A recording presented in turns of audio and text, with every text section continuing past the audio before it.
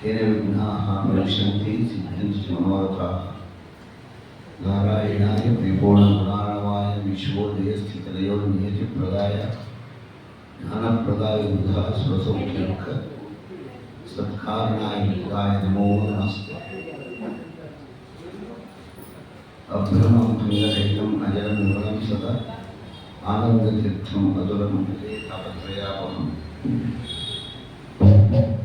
दुर्वादिध्वान्तरमये वैष्णवेन्दीवरेन्दवे श्रीराघवेन्द्र गुरवे नमो अत्यन्तदयालवे पूज्याय राघवेन्द्राय सत्यधर्मरताय च जगतां कल्पवृक्षाय नमतां कामधेनवे जन्माद्यस्येतोन्मयादितरतश्चातेष्वभिघ्नस्वराट् तेने ब्रह्महृदाय आदिकवये मुह्यन्ति यं सूरयः तेजोवारिमृदां यथा विनिमयः यत्र त्रिसर्गो मृषा धाम्ना स्वेन सदा निरस्तकुहकं सत्यं परं धीमहि। श्रीहरे नमः। ಪ್ರಸ್ತುತ 9ನೇ ಸ್ಕಂದವನ್ನು ಹೇಳ್ತಾ ಇತ್ತು. ಅದರಲ್ಲಿ ಪರೀಕ್ಷಿತ್ ರಾಜನ ಕೋರಿಕೆಯಂತೆ ಅವನ ಪ್ರಾರ್ಥನೆ ಮಾಡಿಕೊಂಡಂತೆ ಸ್ವಾಮಿ ಶುಕಮುನಿಗಳೇ ವಿವರವಾದ ರಾಮಾಯಣವನ್ನು ತಿಳಿಸಿಕೊಡಿ ಮತ್ತು ರಾಮದೇವರ ಆಡಳಿತ ಕ್ರಮವನ್ನು ತಿಳಿಸಿಕೊಡಿ. ರಾಮರಾಜ್ಯ ಹೇಗಿತ್ತು ನಮಗೆ ಹೇಳಿ, ಅವಶ್ಯವಾಗಿ ಬೇಕಾಗಿದೆ ಅಂತ ಪರೀಕ್ಷಿತ್ ರಾಜ ಕೇಳಿಕೊಂಡಾಗ ಶುಕರು ರಾಮಾಯಣವನ್ನು ಹೇಳ್ತಾ ಇದ್ದಾರೆ. ಅದರಲ್ಲಿ ಬಾಲಕಾಂಡ, ಅಯೋಧ್ಯಾಕಾಂಡ, ಅರಣ್ಯಕಾಂಡಗಳಾಗಿ ಕಿಷ್ಕಿಂಧಾಕಾಂಡ ಪ್ರಾರಂಭವಾಗಿತ್ತು. ಅದರಲ್ಲಿ ಹನುಮಂತದೇವರು ರಾಮದೇವರನ್ನು ಕರ್ಕೊಂಡು ಬಂದಿದ್ದಾರೆ ಸುಗ್ರೀವನ ಬಳಿಗೆ. ಅಂದ್ರೇನು, ಪರಮಾತ್ಮನನ್ನ ಜೀವರುಗಳ ಬಳಿಗೆ ತೋರಿಸಿಕೊಡುವವರು ಯಾರು ಅಂದರೆ ಹನುಮಂತದೇವರು, ವಾಯುದೇವರು. ಅದೇ ವಾಯುದೇವರ ಕಾರ್ಯ ಮಾಡಿದ್ರು. ಹನುಮಂತದೇವರು ಕರ್ಕೊಂಡು ಬಂದಿದ್ದಾರೆ. ಸುಗ್ರೀವ ಮತ್ತು ರಾಮ ಇವರ ಸ್ನೇಹ ಬೇಕೆ. ಒಂದು ಪ್ರಶ್ನೆ ಹಾಕಿಕೊಂಡ್ರೆ, ರಾಮದೇವರಿಗೆ ಕಪಿಗಳ ಸಹಾಯ ಬೇಕಿತ್ತೆ, ಬೇಕ ಭಗವಂತನಿಗೆ ಯಾರ ಸಹಾಯ ಬೇಕಾಗಿಲ್ಲ. ಅವರೆಲ್ಲ ಪ್ರಸಿದ್ಧಿಗೆ ಬರಲಿ, ಅವರ ಕಾರ್ಯ ಅವರು ಮಾಡಲಿ ಅಂತ ಸ್ವಾಮಿ ಅವರಿಗೆಲ್ಲ ಒಂದೊಂದು ಜಾಗವನ್ನು ಕೊಟ್ಟಿದ್ದಾನೆ, ಒಂದು ಕಾರ್ಯವನ್ನು ನೇಮಕ ಮಾಡಿದ್ದಾನೆ. ಸುಗ್ರೀವ, ಹೆದರಬೇಡ, ಇಲ್ಲಿ ನಡೆದಿರುವುದು ಅನ್ಯಾಯ. ನಿಮ್ಮ ಅಣ್ಣ ವಾಲಿ ನಿನ್ನನ್ನು ಧಿಕ್ಕರಿಸಿದ್ದಾನೆ, ಅವನು ಹಾಗೆ ಮಾಡಬಾರ್ದಾಗಿತ್ತು, ಮಾಡಿದ್ದಾನೆ, ಕರಿ ಯುದ್ಧಕ್ಕೆ. ಸುಗ್ರೀವ ಹೋದ, ಯುದ್ಧಕ್ಕೆ ಕರೆದ. ಕಪಿಗಳಿಗೆಲ್ಲ ಸಂತೋಷವಾಯಿತು. ರಾಮದೇವರೇ ಯುದ್ಧಕ್ಕೆ ಸಹಾಯ ಮಾಡ್ತಿದ್ದಾನೆ, ಇನ್ನೇನಾಗಬೇಡ ಇನ್ನು. ವಾಲಿ ಬಂದ, ಸುಗ್ರೀವರ ಯುದ್ಧ ಅತ್ಯಂತ ದೊಡ್ಡ ಯುದ್ಧ. ವಾಲಿ ಸುಗ್ರೀವರ ಯುದ್ಧ. ಗದೆಯಲ್ಲಿ ಹೊಡಿತಾ ಇದ್ದಾರೆ, ಒಂದೊಂದು ಗದೆಯಲ್ಲಿ ಒಬ್ಬೊಬ್ಬರು ಹೊಡಿತಾ ಇದ್ದಾರೆ. ಅಂದರೆ ದೊಡ್ಡ ಬೆಟ್ಟಗಳೇ ಹೊಯ್ದಾಡುತ್ತಿವೆಯೋ ಎನ್ನುವಂತಾಯಿತು. ದೊಡ್ಡ ದೊಡ್ಡ ಬೆಟ್ಟಗಳು ಹೊಡೆದಾಡ್ತಾ ಇತ್ತು. ಆಗ ವಾಲಿ ಕೈ ಮೇಲಾಯಿತು. ಸುಗ್ರೀವ ಆ ಕಡೆ ಈ ಕಡೆ ನೋಡ್ತಿದ್ದಾನೆ, ಎಲ್ಲಿ ರಾಮ ಬಂದನ ಸಹಾಯಕ್ಕೆ ಎಲ್ಲೂ ಇಲ್ಲ. ಹೆಗ್ಗಾಮುಗ್ಗ ಹೊಡೆದ, ಜಜ್ಜಿಬಿಟ್ಟ ಸುಗ್ರೀವರ ಮೈಯನ್ನ ಗದೆಯಲ್ಲಿ. ತುಂಬ ಏಟು ತಿಂದ, ಬಂದುಬಿಟ್ಟ ಇದಕ್ಕೆ ಸುಗ್ರೀವ.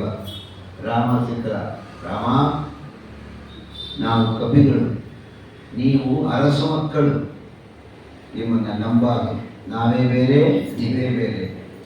ಸಹಾಯ ಮಾಡ್ತೀನಿ ಅಂತ ಹೇಳಿ ನೀನು ಸಹಾಯ ಮಾಡಲಿಲ್ವಲ್ಲ, ನನ್ನ ಯುದ್ಧಕ್ಕೆ ಕಳಿಸಿಬಿಟ್ಟು ಹೀಗೆ ಮಾಡ್ಬಿಟ್ಟಿಲ್ಲ, ಸರಿನಾ? ಹೀಗೆ ಮಾಡಿದ್ದು ಕೇಳ್ತಾ ಇದ್ದಾನೆ ಸುಗ್ರೀವ. ರಾಮ ಸೇವೆ ಹೇಳ್ತಾನೆ ಸ್ವಾಮಿ. ರಾಮದೇವರಿಗೆ ಏಕೆ ಸುಮ್ಮನಿದ್ದ? ಮೊದಲು ಹೊಡೆಯಲಿಲ್ಲ. ಆ ನಂತರ ರಾಮದೇವರು ಮರೆಯಲ್ಲಿ ನಿಂತು ಹೊಡೆದದ್ದು ಸರಿಯೇ? ಇವೆರಡು ಪ್ರಶ್ನೆಗಳಿಗೆ ಯಾವ ಮತಾಚಾರ್ಯರೂ ಉತ್ತರ ಕೊಟ್ಟಿಲ್ಲ. ಮಧ್ವಾಚಾರ್ಯರು ಒಬ್ಬರೇ ತಾತ್ಪರ್ಯ ನಿರ್ಣಯದಲ್ಲಿ. ಯಾಕೆ ಹೊಡೆಯಲಿಲ್ಲ ಗೊತ್ತೇನೋ? ಸುಗ್ರೀವ, ನಾನು ಹೊಡೆದೇ ಇದಕ್ಕೆ ಕಾರಣ, ನೀವು ಅಂಟ ಬಂದರು, ಏನೇ ದ್ವೇಷ ಬಂದರೂ ಕೂಡ ಅಂತ್ಯಕಾಲದಲ್ಲಿ ನೀವಿಬ್ಬರು ಒಂದಾಗ್ಬೋದು. ನೀವಿಬ್ಬರು ಒಂದಾಗ್ಬಿಟ್ಟಾಗ ನಾನೇನಾದ್ರು ಹೊಡೆದಿದ್ದೇನೆ ಅಂತ ಆಭಾಸ ಹೋಗೋದು. ಅಣ್ಣ ತಮ್ಮಂದರಿಗೆ ಒಂದು ವ್ಯಾಮೋಹ ಇರುತ್ತೆ, ಒಂದು ಪಾಯಿಂಟಲ್ಲಿ. ಅಂತ್ಯಕಾಲ, ಆಪತ್ಕಾಲ, ತೊಂದರೆಯ ಕಾಲ ಒಂದಾಗ್ಬಿಡ್ಬೋದು. ಹಾಗೆ ನೀವಿಬ್ಬರು ಒಂದಾಗ್ತೀರಾ ಅಂತ ನಾನು ಹೊಡೆಯಲಿಲ್ಲ ಅಂತಾನೆ ಸ್ವಾಮಿ ನಿರ್ಣಯವನ್ನು ಹೇಳ್ತಾರೆ. ಚಿಂತೆ ಮಾಡಬೇಡ, ಹೋಗು, ಈ ಸರಿ ಯುದ್ಧಕ್ಕೆ ಕರೆದರು ವಾಲಿಯನ್ನು ಯುದ್ಧಕ್ಕೆ. ಅವ್ರ ಕಡೆಯವರೆಲ್ಲ ಹೇಳಿದ್ರು, ಇದ್ದವರೆಲ್ಲ ಒಬ್ಬ ಶತ್ರು ಏಟು ತಿಂದು ಹೋಗಿ ಪುನಃ ಯುದ್ಧಕ್ಕೆ ಕರೆದರೆ ಅವನ ಹಿಂದೆ ಯಾರೋ ಇದ್ದಾರೆ, ಹೋಗಬೇಡಿ ಅಂತ ಹೇಳಿದರು ವಾಲಿಗೆ. ಆದರೆ ಯಾರ ಮಾತನ್ನೂ ಕೇಳಲಿಲ್ಲ ವಾಲಿ. ಬಂದ. ಆಗ ಹನುಮಂತ ದೇವರು ಸುಗ್ರೀವನ ಕೊರಳಿಗೆ ಒಂದು ಮಾಲೆಯನ್ನು ಹಾಕಿದರು. ಆ ಮಾಲೆ ಯಾವುದು ಅಂದರೆ ವಿಜಯ ಮಾಲೆ. ಅದು ವಿಜಯ ಆಗಿದೆ ಹೋಗೋ. ಕೆಲವು ಕನ್ನಡ ರಾಮಾಯಣಗಳು ಬರೆಯುತ್ತೇವೆ. ಹನುಮಂತ ದೇವರು ಯಾಕೆ ಹಾಕಿದ್ರು ಅಂತೆ, ಸುಗ್ರೀವ ಯಾರು ಅಂತ ಗೊತ್ತಾಗಲಿ ಅಂತ ಹಾಕ್ತಾರೆ.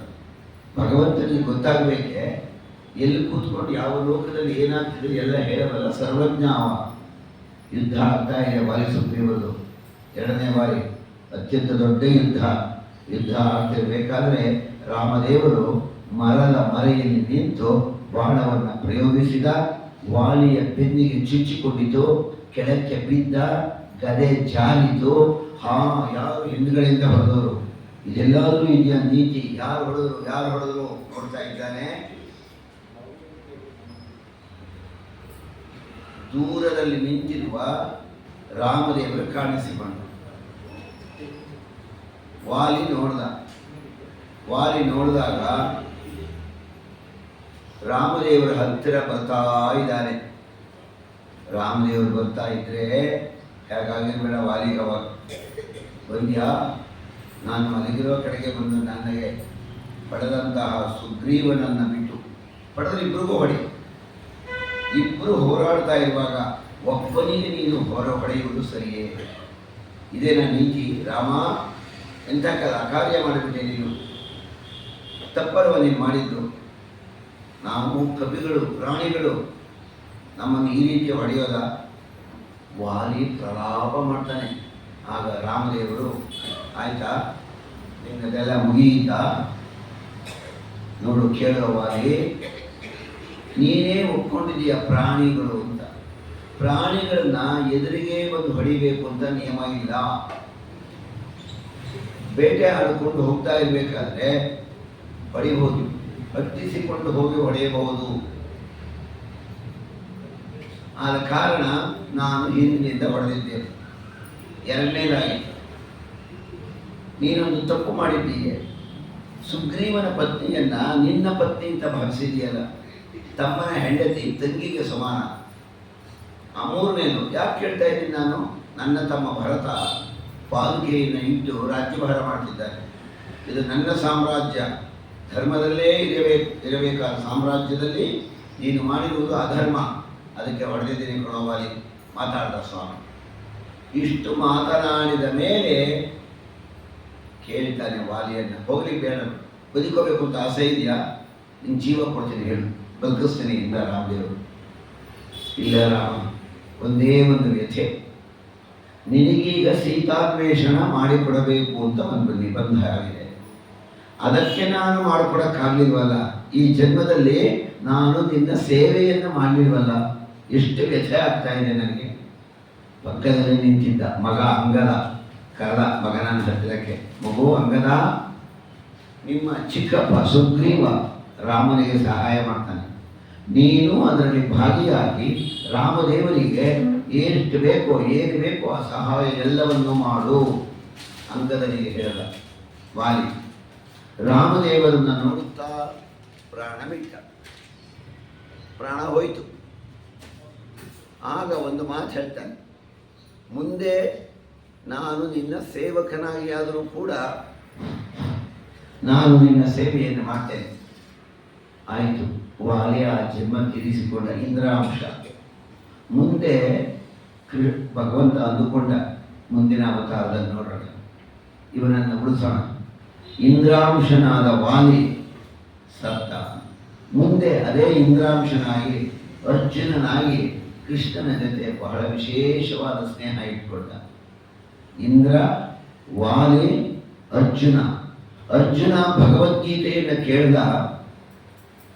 ಗೀತೆಯನ್ನು ಅಷ್ಟು ಹತ್ತಿರದಲ್ಲಿ ಕೇಳಿದ್ದರಿಂದ, ಚೆನ್ನಾಗಿ ಕೇಳಿದ್ದರಿಂದ, ಆ ಭಗವದ್ಗೀತೆಯ ಅರ್ಥ ಚೆನ್ನಾಗಿ ಮನನವಾದ್ದರಿಂದ ಅದೇ ಅರ್ಜುನ ಮುಂದೆ ಜಯತೀರ್ಥರಾಗಿ ಹುಟ್ಟಿ ಅದೇ ಭಗವದ್ಗೀತೆಗೆ ಪ್ರಮೇಯ ದೀಪಿಕಾ ವ್ಯಾಖ್ಯಾನವನ್ನು ಬರೆದಿದ್ದಾರೆ.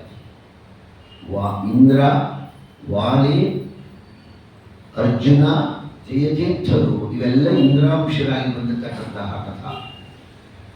ಭಗವಂತ ಅಂದುಕೊಂಡ ಈ ಜನ್ಮದಲ್ಲಿ ಬರೀ ಕೊಂದುಬಿಟ್ಟಿದ್ದೀನಿ, ಮುಂದೆ ನೋಡೋಣ ಉಳಿಸೋಣ.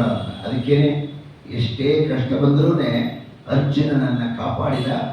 ಸೂರ್ಯನಾದ ಕರ್ಣನನ್ನು ಕೊಲ್ಲಿಸಿದ. ಸೂರ್ಯನಾದ ಕರ್ಣ ಇಲ್ಲಿ ಸೂರ್ಯನಾದ ಸುಗ್ರೀವನನ್ನು ಉಳಿಸಿದ. ಇಂದ್ರನಾದ ವಾಲಿಯನ್ನು ಕೊಂದ. ಹೇಗೆ ಅವನ ನ್ಯಾಯದ ತಕ್ಕಡಿ ಭಗವಂತನ ಹೇಗಿದೆ. ವಾಲಿಯ ವಧೆ ಆಯಿತು. ಕಪಿಗಳೆಲ್ಲರೂ ಕುಣಿದಾಡಿದರು. ಸುಗ್ರೀವನಿಗೆ ಪಟ್ಟಾಭಿಷೇಕವಾಯಿತು. ಸುಗ್ರೀವ ರಾಜನಾದ, ಕಿಷ್ಕಿಂಧೆಯ ರಾಜ. ಎಲ್ಲ ಖುಷಿಯಾಗಿದ್ದಾರೆ ಕಪಿಗಳು. ಆಗ 4 ತಿಂಗಳ ಚಾತುರ್ಮಾಸ್ಯ. ಕಪಿಗಳು ಈಚೆಗೆ ಬರಲ್ಲ. ಮಳೆಗಾಲದಲ್ಲಿ ಒಂದೇ ಕಡೆ ಇರುತ್ತವೆ, ಹತ್ತದಲ್ಲೇ ಓಡಾಡಿಕೊಂಡು ದೂರದಲ್ಲಿ ಪ್ರಯಾಣ ಮಾಡಿ ಸೀತಾದೇವಿಯರನ್ನು ಹುಡುಕಬೇಕಾದ್ರೆ 4 ತಿಂಗಳು ಚಾತುರ್ಮಾಸ ಕಳೆದ ಮೇಲೆ ಕಾರ್ತೀಕ ಮಾಸ ಬಂತು. ಆಗ ಹೋಗಿ ಲಕ್ಷ್ಮಣ ಎಬ್ಬಿಸಿದ ಸುಗ್ರೀವನನ್ನ. ಹನುಮಂತ ದೇವರು ಹೋದರು. ಕರ್ತವ್ಯದ ಕಲೆ, ಕರ್ತವ್ಯವನ್ನು ಜ್ಞಾಪಕ ಮಾಡಿಕೊಟ್ರು ಸುಗ್ರೀವನಿಗೆ. ಆಯಿತು, ಸುಗ್ರೀವ ಬಂದ. ಕಪಿಗಳನ್ನೆಲ್ಲ ಕರೆದ. ಬಂದರು ಕಪಿಗಳು. ಕಪಿ ಸಂಖ್ಯೆ 7 ಕೋಟಿ ಕೋಟಿ ಸಂಖ್ಯೆ, ಗುಂಪು ಗುಂಪಾಗಿ. ಹಿಮಾಲಯ, ವಿಂಧ್ಯ ಪರ್ವತ, ಮಲಯಾಚಲ ಮೊದಲಾದ ಎಲ್ಲ ದೇಶಗಳಿಂದ, ಯಾವ ಬೆಟ್ಟ ಗುಡ್ಡಗಳಿಂದ ಎಲ್ಲೆಲ್ಲಿದ್ದಾರೋ ಕಪಿಗಳು ಕೋಟಿ ಕೋಟಿ ಸಂಖ್ಯೆಯಲ್ಲಿ ಬಂದು ಎಲ್ಲ ನಿಂತರು. ಏನ್ರಿ, ಅಷ್ಟು ಜನ ಕಪಿಗಳಿಗೂ ಒಂದು ಆಜ್ಞೆ ಮಾಡಿದ್ರೆ ಮುಗಿದೋಯ್ತು. ಅದಕ್ಕೆ ಸುಗ್ರೀವಾಜ್ಞೆ ಅಂತ ಹೆಸರು ಬಂದದ್ದು. ಆಗ್ಲಿಂದಲೇ ಬಂದದ್ದು, ಬೇರೆ ಮಾತಾಡೋದೇ ಇಲ್ಲ. ಆ ಸುಗ್ರೀವಾಜ್ಞೆ ಅನ್ನೋ ಪದ ಬೆಲೆನೇ ಇದ್ದಾಗ ಆಗೋಯ್ತು ಕೊನೆಗೆ. ಈಗ ಒಂದು ಚಿಕ್ಕ ಮಗು ಅದರ ಮೇಲೆ ಹೋದ್ರು ಕೂಡ ಬಿದ್ದವು. ಸುಗ್ರೀವಾಜ್ಞೆ ಅನ್ನೋ ಪದಕ್ಕೆ ಬೆಲೆ ಇಲ್ಲ ಇತ್ತು. ಆಗಿತ್ತು ಅವಾಗ ಸುಗ್ರೀವ ಆಜ್ಞೆ ಕೊಟ್ಟ. ಎಲ್ಲರೂ ಕೂಡ ಇನ್ನು 2 ತಿಂಗಳು ಒಳಗಾಗಿ ರಾಮನ ಪತ್ನಿ ಸೀತೆಯನ್ನು ಹುಡುಕಿ ಬರಲೇಬೇಕು ಹೇಳ್ದ ಸುಗ್ರೀವ.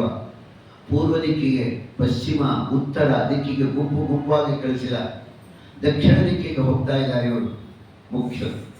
ಜಾಂಬವಂತ, ಯಮಧರ್ಮನ ಅಂಶ, ಅಂಗದ, ನಳ, ನೀಲ, ಸುಷೇಣ, ಮೈಂದಾದ್ವಿವಿಧರು ಮೊದಲಾದವರು, ಹನುಮಂತ ಮೊದಲಾದವರೆಲ್ಲ ದಕ್ಷಿಣ ದಿಕ್ಕಿಗೆ ಹೊರಟರು.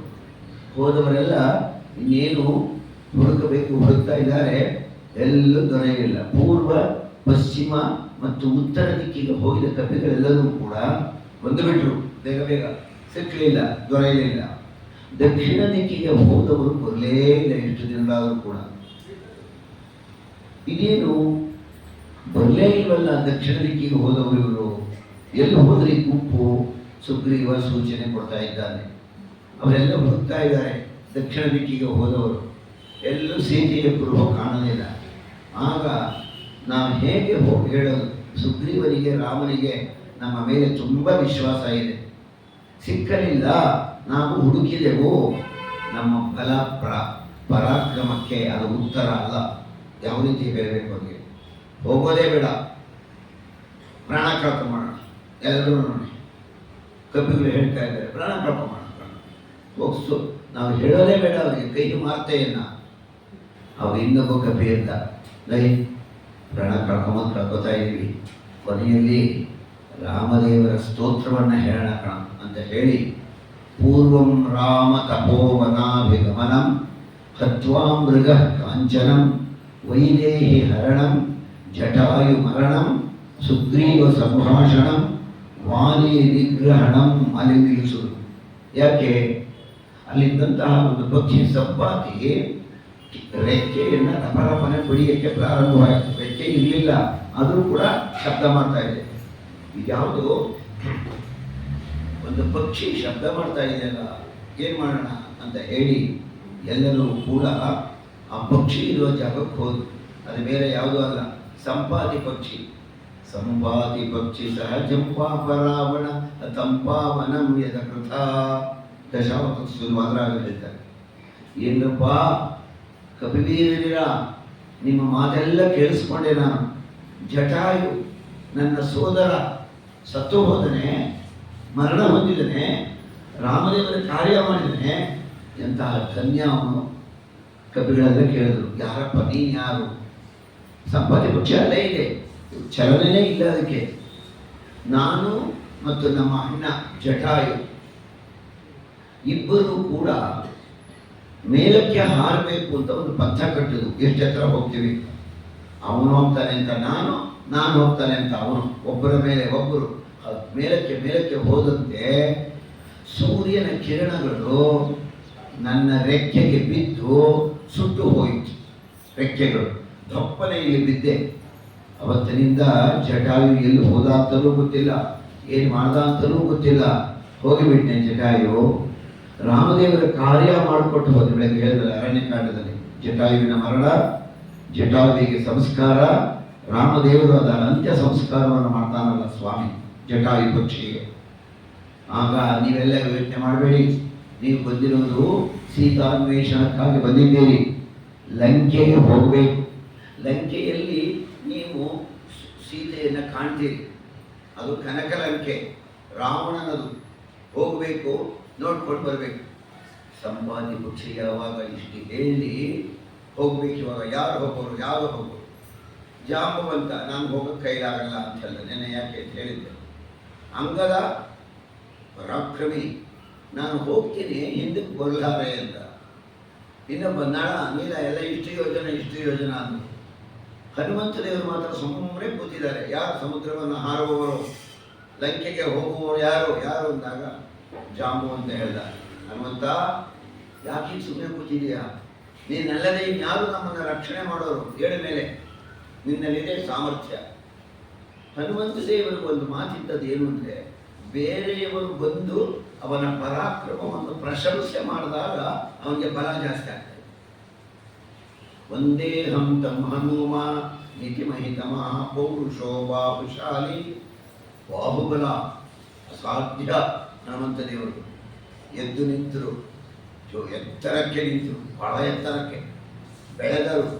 ಹೇಳ್ತಾ ಇದ್ದಾರೆ, ಹೋಗಿ ಲಂಕೆಗೆ ಹೋಗುತ್ತೇನೆ, ಸಮುದ್ರವನ್ನು ಹಾರುತ್ತೇನೆ, ಲಂಕೆಯಲ್ಲಿ ಸೀತಾದೇವಿಯನ್ನು ಹುಡುಕ್ತೇನೆ.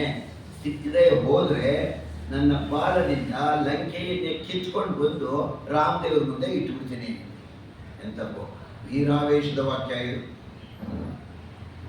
ಆಗ ಹನುಮಂತ ದೇವರು ಯಾವಾಗ ಬೆಳೆದು ನಿಂತರೋ, ಪರಮಾತ್ಮ ಮತ್ತು ವಾಯುದೇವರ ಸಾದೃಶ್ಯ ವ್ಯಾಪಾರಗಳಿವೆ, ಒಂದೇ ರೀತಿಯಾದ. ಹನುಮಂತ ಬೆಳೆದ, ಎತ್ತರಕ್ಕೆ ಬೆಳೆದ. ಅಲ್ಲಿ ನಾರಾಯಣನೂ ಕೂಡ ಅವತಾರದಲ್ಲಿ ಎತ್ತರಕ್ಕೆ ಬೆಳೆದು ನಿಂತ. ಅರ್ಜುನನಿಗೆ ವಿಶ್ವರೂಪ ತೋರಿಸ್ತಿದ್ದಾರೆ. ಕಶ್ಯಪ ನಿಜದಲ್ಲಿ ವಾಮನನಾಗಿ ಚಿಕ್ಕನಾಗಿ ಬಂದ. ಇಲ್ಲಿ ಹನುಮಂತ ದೇವರು ಲಂಕೆಗೆ ಹೋಗ್ಬೇಕಾದ್ರೆ ಬೆಕ್ಕಿನ ಮರಿಯಷ್ಟು ಗಾತ್ರ. ಕೃಷ್ಣ ಪರ್ವತವನ್ನ ಬೆರಳಿನಲ್ಲಿ ಹಿಡಿದು ನಿಂತ, ಗೋವರ್ಧನ ಪರ್ವತ ಬೆರಳಿನಲ್ಲಿ ಹಿಡಿದು ನಿಂತ. ಅದೇ ಹನುಮಂತ ದೇವರು ಪರ್ವತವನ್ನು ಅಂಗೈನಲ್ಲಿ ಇಟ್ಕೊಂಡ್ಬಂದು ಹಾರ್ತಾ ಬಂದಿದ್ದಾರೆ. ಹೀಗೆ ವಾಯುದೇವರ ಮತ್ತು ಪರಮಾತ್ಮನ ಒಂದೇ ರೀತಿಯಾದ ವ್ಯಾಪಾರಗಳು ಇನ್ಯಾವ ದೇವರಲ್ಲಿಯೂ ಇಲ್ಲ. ಅದು ಹೇಳಿದ್ರು ಹನುಮಂತ ದೇವರು, ನಾನು ಹೋಗಿ ಬರ್ತೇನೆ ಎಂದರು. ಹೋಗ್ಬೇಕಾದ್ರೆ ಹಾರಬೇಕಲ್ಲ, ಎಂಥ ಅದ್ಭುತ ಇದು. ಇಲ್ಲಿಂದ ಸುಂದರಕಾಂಡ ಪ್ರಾರಂಭ ಆಗುತ್ತೆ ರಾಮಾಯಣದ. ಸುಂದರಕಾಂಡ. ಸುಂದರೋ ಸುಂದರೋ ರಾಮ, ಸುಂದರೋ ಸುಂದರ ಕಪಿ, ಸುಂದರೇ ಸುಂದರಿ ಸೀತಾ, ಸುಂದರೇ ಕಿಮ್ನ ಸುಂದರಂ. ಸುಂದರನಿಗಾಗಿ ಸುಂದರಿಯನ್ನು ಹುಡುಕಿ ಬರಲು ಸುಂದರನು ಹೊರಟಿರುವ ಸುಂದರಕಾಂಡ. ಸುಂದರನಿಗಾಗಿ ರಾಮದೇವರಿಗಾಗಿ, ಸುಂದರಿಯನ್ನು ಹುಡುಕಿ ಬರಲು ಸೀತಾದೇವರನ್ನ ಹೊರಟಿರುವವನು ಸುಂದರ ಹನುಮಂತ. ವಸ್ತು ಸುಂದರ, ವರ್ಣನೆ ಸುಂದರ, ಭಾವ ಸುಂದರ, ಕಥೆ ಸುಂದರ, ಎಲ್ಲ ಸುಂದರಮಯ. ದೊಡ್ಡ ಪರ್ವತದ ಮೇಲೆ ಹತ್ತಿ ನಿಂತುಕೊಂಡರು. ದೇವತೆಗಳೆಲ್ಲ ಬಂದು ಜಾಗ ಮಾಡ್ಕೊಂಡ್ಬಿಟ್ಟಿದ್ದಾರೆ, ಜಾಗ ಸಿಗಲ್ಲ ಅಂತ. ಆ ಸಮುದ್ರದ ಮೇಲೆ ಹನುಮಂತ ಹಾರೋ ದಾರಿ ನೋಡ್ತಾ, ದೇವಲೋಕದ ಹೂವುಗಳನ್ನು ತಂದಿದ್ದಾರೆ ಹನುಮಂತ ದೇವರ ಮೇಲೆ ಹಾಕಕ್ಕೆ. ಏನ್ ಬೇಕು ನಿಮಗೆ? ದೊಡ್ಡ ಪರ್ವತ, ಮಹೇಂದ್ರ ಪರ್ವತ. ನಿಂತುಕೊಂಡ್ರು ಪರ್ವತದ ಮೇಲೆ. ಹಾರಬೇಕಾದ್ರೆ ನೆಲಕ್ಕೆ ಬಲ ಕೊಟ್ಟು ಆ ಕಾಲಿಗೆ ನೆಲವನ್ನು ಒತ್ತಬೇಕು. ನೆಲವನ್ನು ಒತ್ತದೆ ಹಾರಕ್ಕಾಗಲ್ಲ. ಇವರು ಪರ್ವತದ ಮೇಲೆ ಕಾಲಿಗೆ ಬಲ ಕೊಟ್ಟು ಒತ್ತಿದಾಗ ಪರ್ವತ ಎರಚಾಡಬೇಕಾಗಿತ್ತು, ಮಣ್ಣೆಲ್ಲ ಕದಲು ಹೋಗಬೇಕಾಗಿತ್ತು. ಯಾವುದೇ ಒಂದು ದೊಡ್ಡ ರಾಶಿ, ಧಾನ್ಯದ ರಾಶಿನೋ ಮರಳಿನ ರಾಶಿನೋ ಜೋರಾಗಿ ಎರಡು ಕಾಲುಗಳನ್ನು ಇಟ್ಟಾಗ ಹರಡುತ್ತದೆ. ನೋಡಿ ಇಲ್ಲಿ ಹಾಗಾಗಲಿಲ್ಲ. ಇಲ್ಲಿ ಮಹೇಂದ್ರ ಪರ್ವತ ಇದ್ದದ್ದು ಭೂಮಿಯ ಒಳಕ್ಕೆ ಹೊರಡೋಯ್ತಂತೆ. ಭೂಮಿಯ ಒಳಕ್ಕೆ ಯಾಕೆ ಹೋಗಬೇಕಾಗಿತ್ತು? ಭೂಮಿಯ ಮಗಳು ಸೀತೆ, ಮಗಳು ತೊಂದರೆಯಲ್ಲಿದ್ದಾಳೆ, ರಾವಣನ ಅಧೀನ, ಅಲ್ಲಿ ಅವನ ಅವನ ಪಟ್ಟಣದಲ್ಲಿದ್ದಾಳೆ ಸೀತಾ. ಮಗಳು ಈ ತೊಂದರೆಯಲ್ಲಿ ಇದ್ದಾಳಲ್ಲ ಅಂತ ತಾಯಿಯಾದ ಭೂಮಿ ದುಃಖಿಸುತ್ತಿದ್ದಾಳೆ. ಮಗಳು ಕಷ್ಟದಲ್ಲಿದ್ದರೆ ಯಾವ ತಾಯಿಗೆ ಸುಖ ಇರುತ್ತೆ? ಆಗ ಮಹೇಂದ್ರ ಪರ್ವತ ಭೂಮಿಗೆ ಹೇಳಕ್ಕೋಯ್ತಂತೆ ಒಳಕ್ಕೆ. ಎಲೆ ಭೂಮಿ, ನೀನು ಹೆದರಬೇಡ, ನಿನ್ನ ಮಗಳಿಗೆ ವಾರ್ತೆಯನ್ನು ಹೇಳಕ್ಕೆ ಹನುಮಂತ ಹೋಗ್ತಾ ಇದ್ದಾನೆ, ವಾರ್ತೆ ತಿಳ್ಕೊಂಡು ಬರ್ತಾನೆ, ಚಿಂತಿಸಬೇಡ ಅಂತ ಭೂಮಿಗೆ ಹೇಳಕ್ಕೆ ಮಹೇಂದ್ರ ಪರ್ವತ ಭೂಮಿಯ ಒಳಕ್ಕೆ ಹೋಯಿತು ಅಂತ. ಇದು ವಾದಿರಾಜರ ಕಲ್ಪನೆ. ತೀರ್ಥ ಪ್ರಬಂಧದಲ್ಲಿ ವಾದಿರಾಜರು ಮಹೇಂದ್ರ ಪರ್ವತವನ್ನು ಈ ರೀತಿ ವರ್ಣಿಸ್ತಾರೆ. ಎದ್ದರ ಮೇಲೆ ಹನುಮಂತದೇವರು ಕಾಲಲ್ಲಿ ಒತ್ತಿ ಮೇಲಕ್ಕೆ ಹಾರಿದ್ರು. ಅವರು ಹಾರಿದ ರಭಸಕ್ಕೆ ಮರ ಗಿಡಗಳೆಲ್ಲ ಕಿತ್ಕೊಂಡು ಹೋಗ್ಬಿಡ್ತು. ಕೈ ಸಂಧಿ ಕಾಲು ಸಂಧಿ ಎಲ್ಲ ಸಿಕ್ಕಾಕೊಂಡು ಅದರಲ್ಲಿ ಬಿಟ್ಟಿರುವ ಹೂವುಗಳು ಉದುರ್ತಾ ಇದೆ. ನೀರಿನ ಮೇಲೆ ವೇಗವಾಗಿ ಒಂದು ಯಂತ್ರ ಹೋದರೆ ಆ ನೀರು ಆ ಕಡೆ ಈ ಕಡೆ ಹೋಗುತ್ತೆ. ನೀರಿನ ಮಧ್ಯದಲ್ಲಿ ಒಂದು ದಾರಿ, ರಸ್ತೆಯಂತೆ ಹೋಗುವ ವೇಗ ಆಗಿರುತ್ತೆ ಯಂತ್ರ. ಇಲ್ಲಿ ಹನುಮಂತ ದೇವರು ಬಹಳ ಎತ್ತರದಲ್ಲಿ ಹೋಗ್ತಾ ಇದ್ರೆ ಆ ಗಾಳಿಯ ವೇಗಕ್ಕೆ ಅಲ್ಲೇ ಒಂದು ರಸ್ತೆ ನಿರ್ಮಾಣ ಆಗ್ತಾ ಇದೆ. ಎಲ್ಲ ದೇವತೆಗಳು ಹಾಕುತ್ತಿರುವ ಪುಷ್ಪಗಳು ಹನುಮಂತ ದೇವರ ಮೇಲೆ ಎಡಗೈಯನ್ನು ಮುಂದಕ್ಕೆ ನೀಡಿದ್ದಾರೆ, ಬಲಗೈಯಲ್ಲಿ ಗದೆ, ಬಾಲದ ಕುಚ್ಚು ಹಾರಾಡ್ತಾ ಇದೆ ಮೇಲ್ಗಡೆಗೆ ಬಾಲ. ಹನುಮಂತ ದೇವರು ಕಣ್ಣನ್ನು ನೇರವಾಗಿ ಬಿಟ್ಟುಕೊಂಡು ಲಂಕೆಯ ಕಡೆಗೆ ಪ್ರಯಾಣ. ಕರ್ಣಾಂತಮಾನೀಯ ಗುಣಗ್ರಹೀತ್ರ ರಾಮೇಣ ಮುಕ್ತೋರಣ ಕೋವಿದೇನ.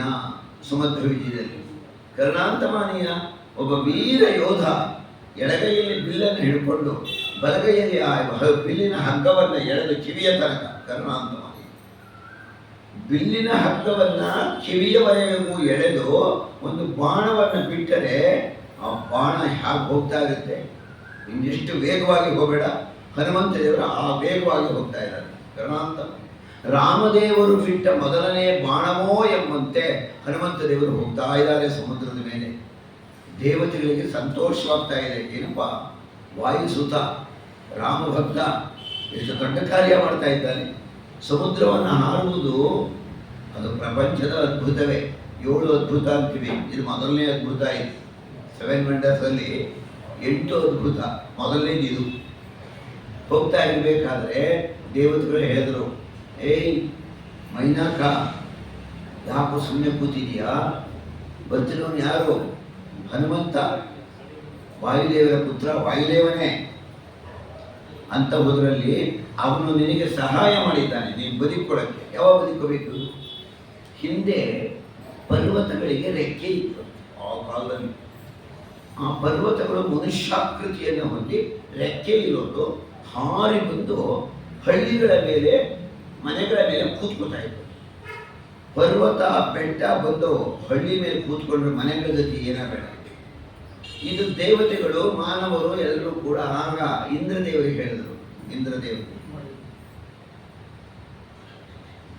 ಇಂದ್ರದೇವರು ಆ ಪರ್ವತಗಳ ರೆಕ್ಕೆಗಳನ್ನು ಕತ್ತರಿಸ್ತಾ ಬಂದರು. ಇಂದ್ರದೇವರು ಪರ್ವತಗಳ ರೆಕ್ಕೆಗಳನ್ನು ಆಗ ವಾಯುದೇವ ಗಾಳಿ ಜೋರಾಗಿ ಬೀಸಿ, ಏ ಮೈನಾಕ, ನಿನ್ನನ್ನು ಕರ್ಕೊಂಬಂದು ಇಳ್ಕೂಡಿಸ್ದ ಸಮುದ್ರದೊಳಗೆ ಬಿಟ್ಟ. ಇಂದ್ರನಿಗೆ ಕಾಣಿಸ್ಲಿಲ್ಲ ಅದು. ಯಾರು ಮೈನಾಕ? ರುದ್ರದೇವರ ಭಾಮೈದ, ರುದ್ರದೇವರ ಹೆಂಡತಿ ಗಿರಿಜೆಯ ತಮ್ಮ, ಇನ್ಯಾರು ಅಲ್ಲ, ಮೈನಾಕ. ಅಂತಹ ವಾಯುದೇವನಿಂದ ನಿನಗೆ ಉಪಕಾರವಾಗಿದೆ. ಆ ವಾಯು ಸುತ ಹನುಮಂತ ಬರ್ತಾ ಇದ್ದಾನೆ. ಏಳು ಮೇಲಕ್ಕೆ ಎದ್ದೇಳು, ಸಮುದ್ರದಿಂದ ಬಾ ಅಂತ ಕರೆಯವನ್ನ ವಿಶ್ರಾಂತಿ ತಗೊಳ್ಳಿ ಅವನು, ಆಮೇಲೆ ಪ್ರಯಾಣ ಹೋಗಿ ನೀನು ಮಾಡುವ ಕೃತಜ್ಞತೆ ಅಂತ ಎಲ್ಲರೂ ಕೂಡ ಯಾರು ಹೇಳಿದ್ರು? ಮೈನಾಕನಿಗೆ. ಎದ್ದ ಮೈನಾಕ ಮೇಲಕ್ಕೆ ಮೇಲಕ್ಕೆ ಎದ್ದು ನಿಂತ, ಎರಡು ಕೈಗಳನ್ನು ನೀಡಿದ, ಹೀಗೆ ಬಾರೋ ಹನುಮಂತ, ನಿಮ್ಮ ತಂದೆ ಯಾರು? ವಾಯುದೇವರು. ವಾಯುದೇವರಿಂದ ನಾನು ಬದುಕಿಕೊಂಡೆ ಕಣೋ, ಇಂದ್ರ ನನ್ನ ಕತ್ತರಿಸ್ಬಿಟ್ಟಿದ್ದ, ವಿಶ್ರಾಂತಿ ತಗೋ. ಹನುಮಂತ ದೇವರು ಹಾರಾಡ್ತಲೇ ಇದ್ದಾರೆ. ಇಳಿಬೇಕಲ್ಲ, ವಿಶ್ರಾಂತಿ ತಗೋಬೇಕಲ್ಲ. ಸಂಕಲ್ಪ ಮಾಡಿಬಿಟ್ಟಿದ್ದಾರೆ, ಹೇಳ್ತಾ ಇದ್ದಾರೆ, ಸಂಕಲ್ಪ ಮಾಡಿಬಿಟ್ಟಿದ್ದೇನೆ, ರಾಮದೇವರ ಕಾರ್ಯ ಅದಾಗೋ ತನಕ ನಾನು ವಿಶ್ರಮಿಸಲ್ಲ. ಸಂಕಲ್ಪ ಮಾಡಿದ್ರೆ ಅದೊಂದು ಧ್ಯೇಯ ಇರಬೇಕು. ಮನಸ್ಸು ಬೇರೆ ಕಡೆ ಹೋಗಬಾರ್ದು.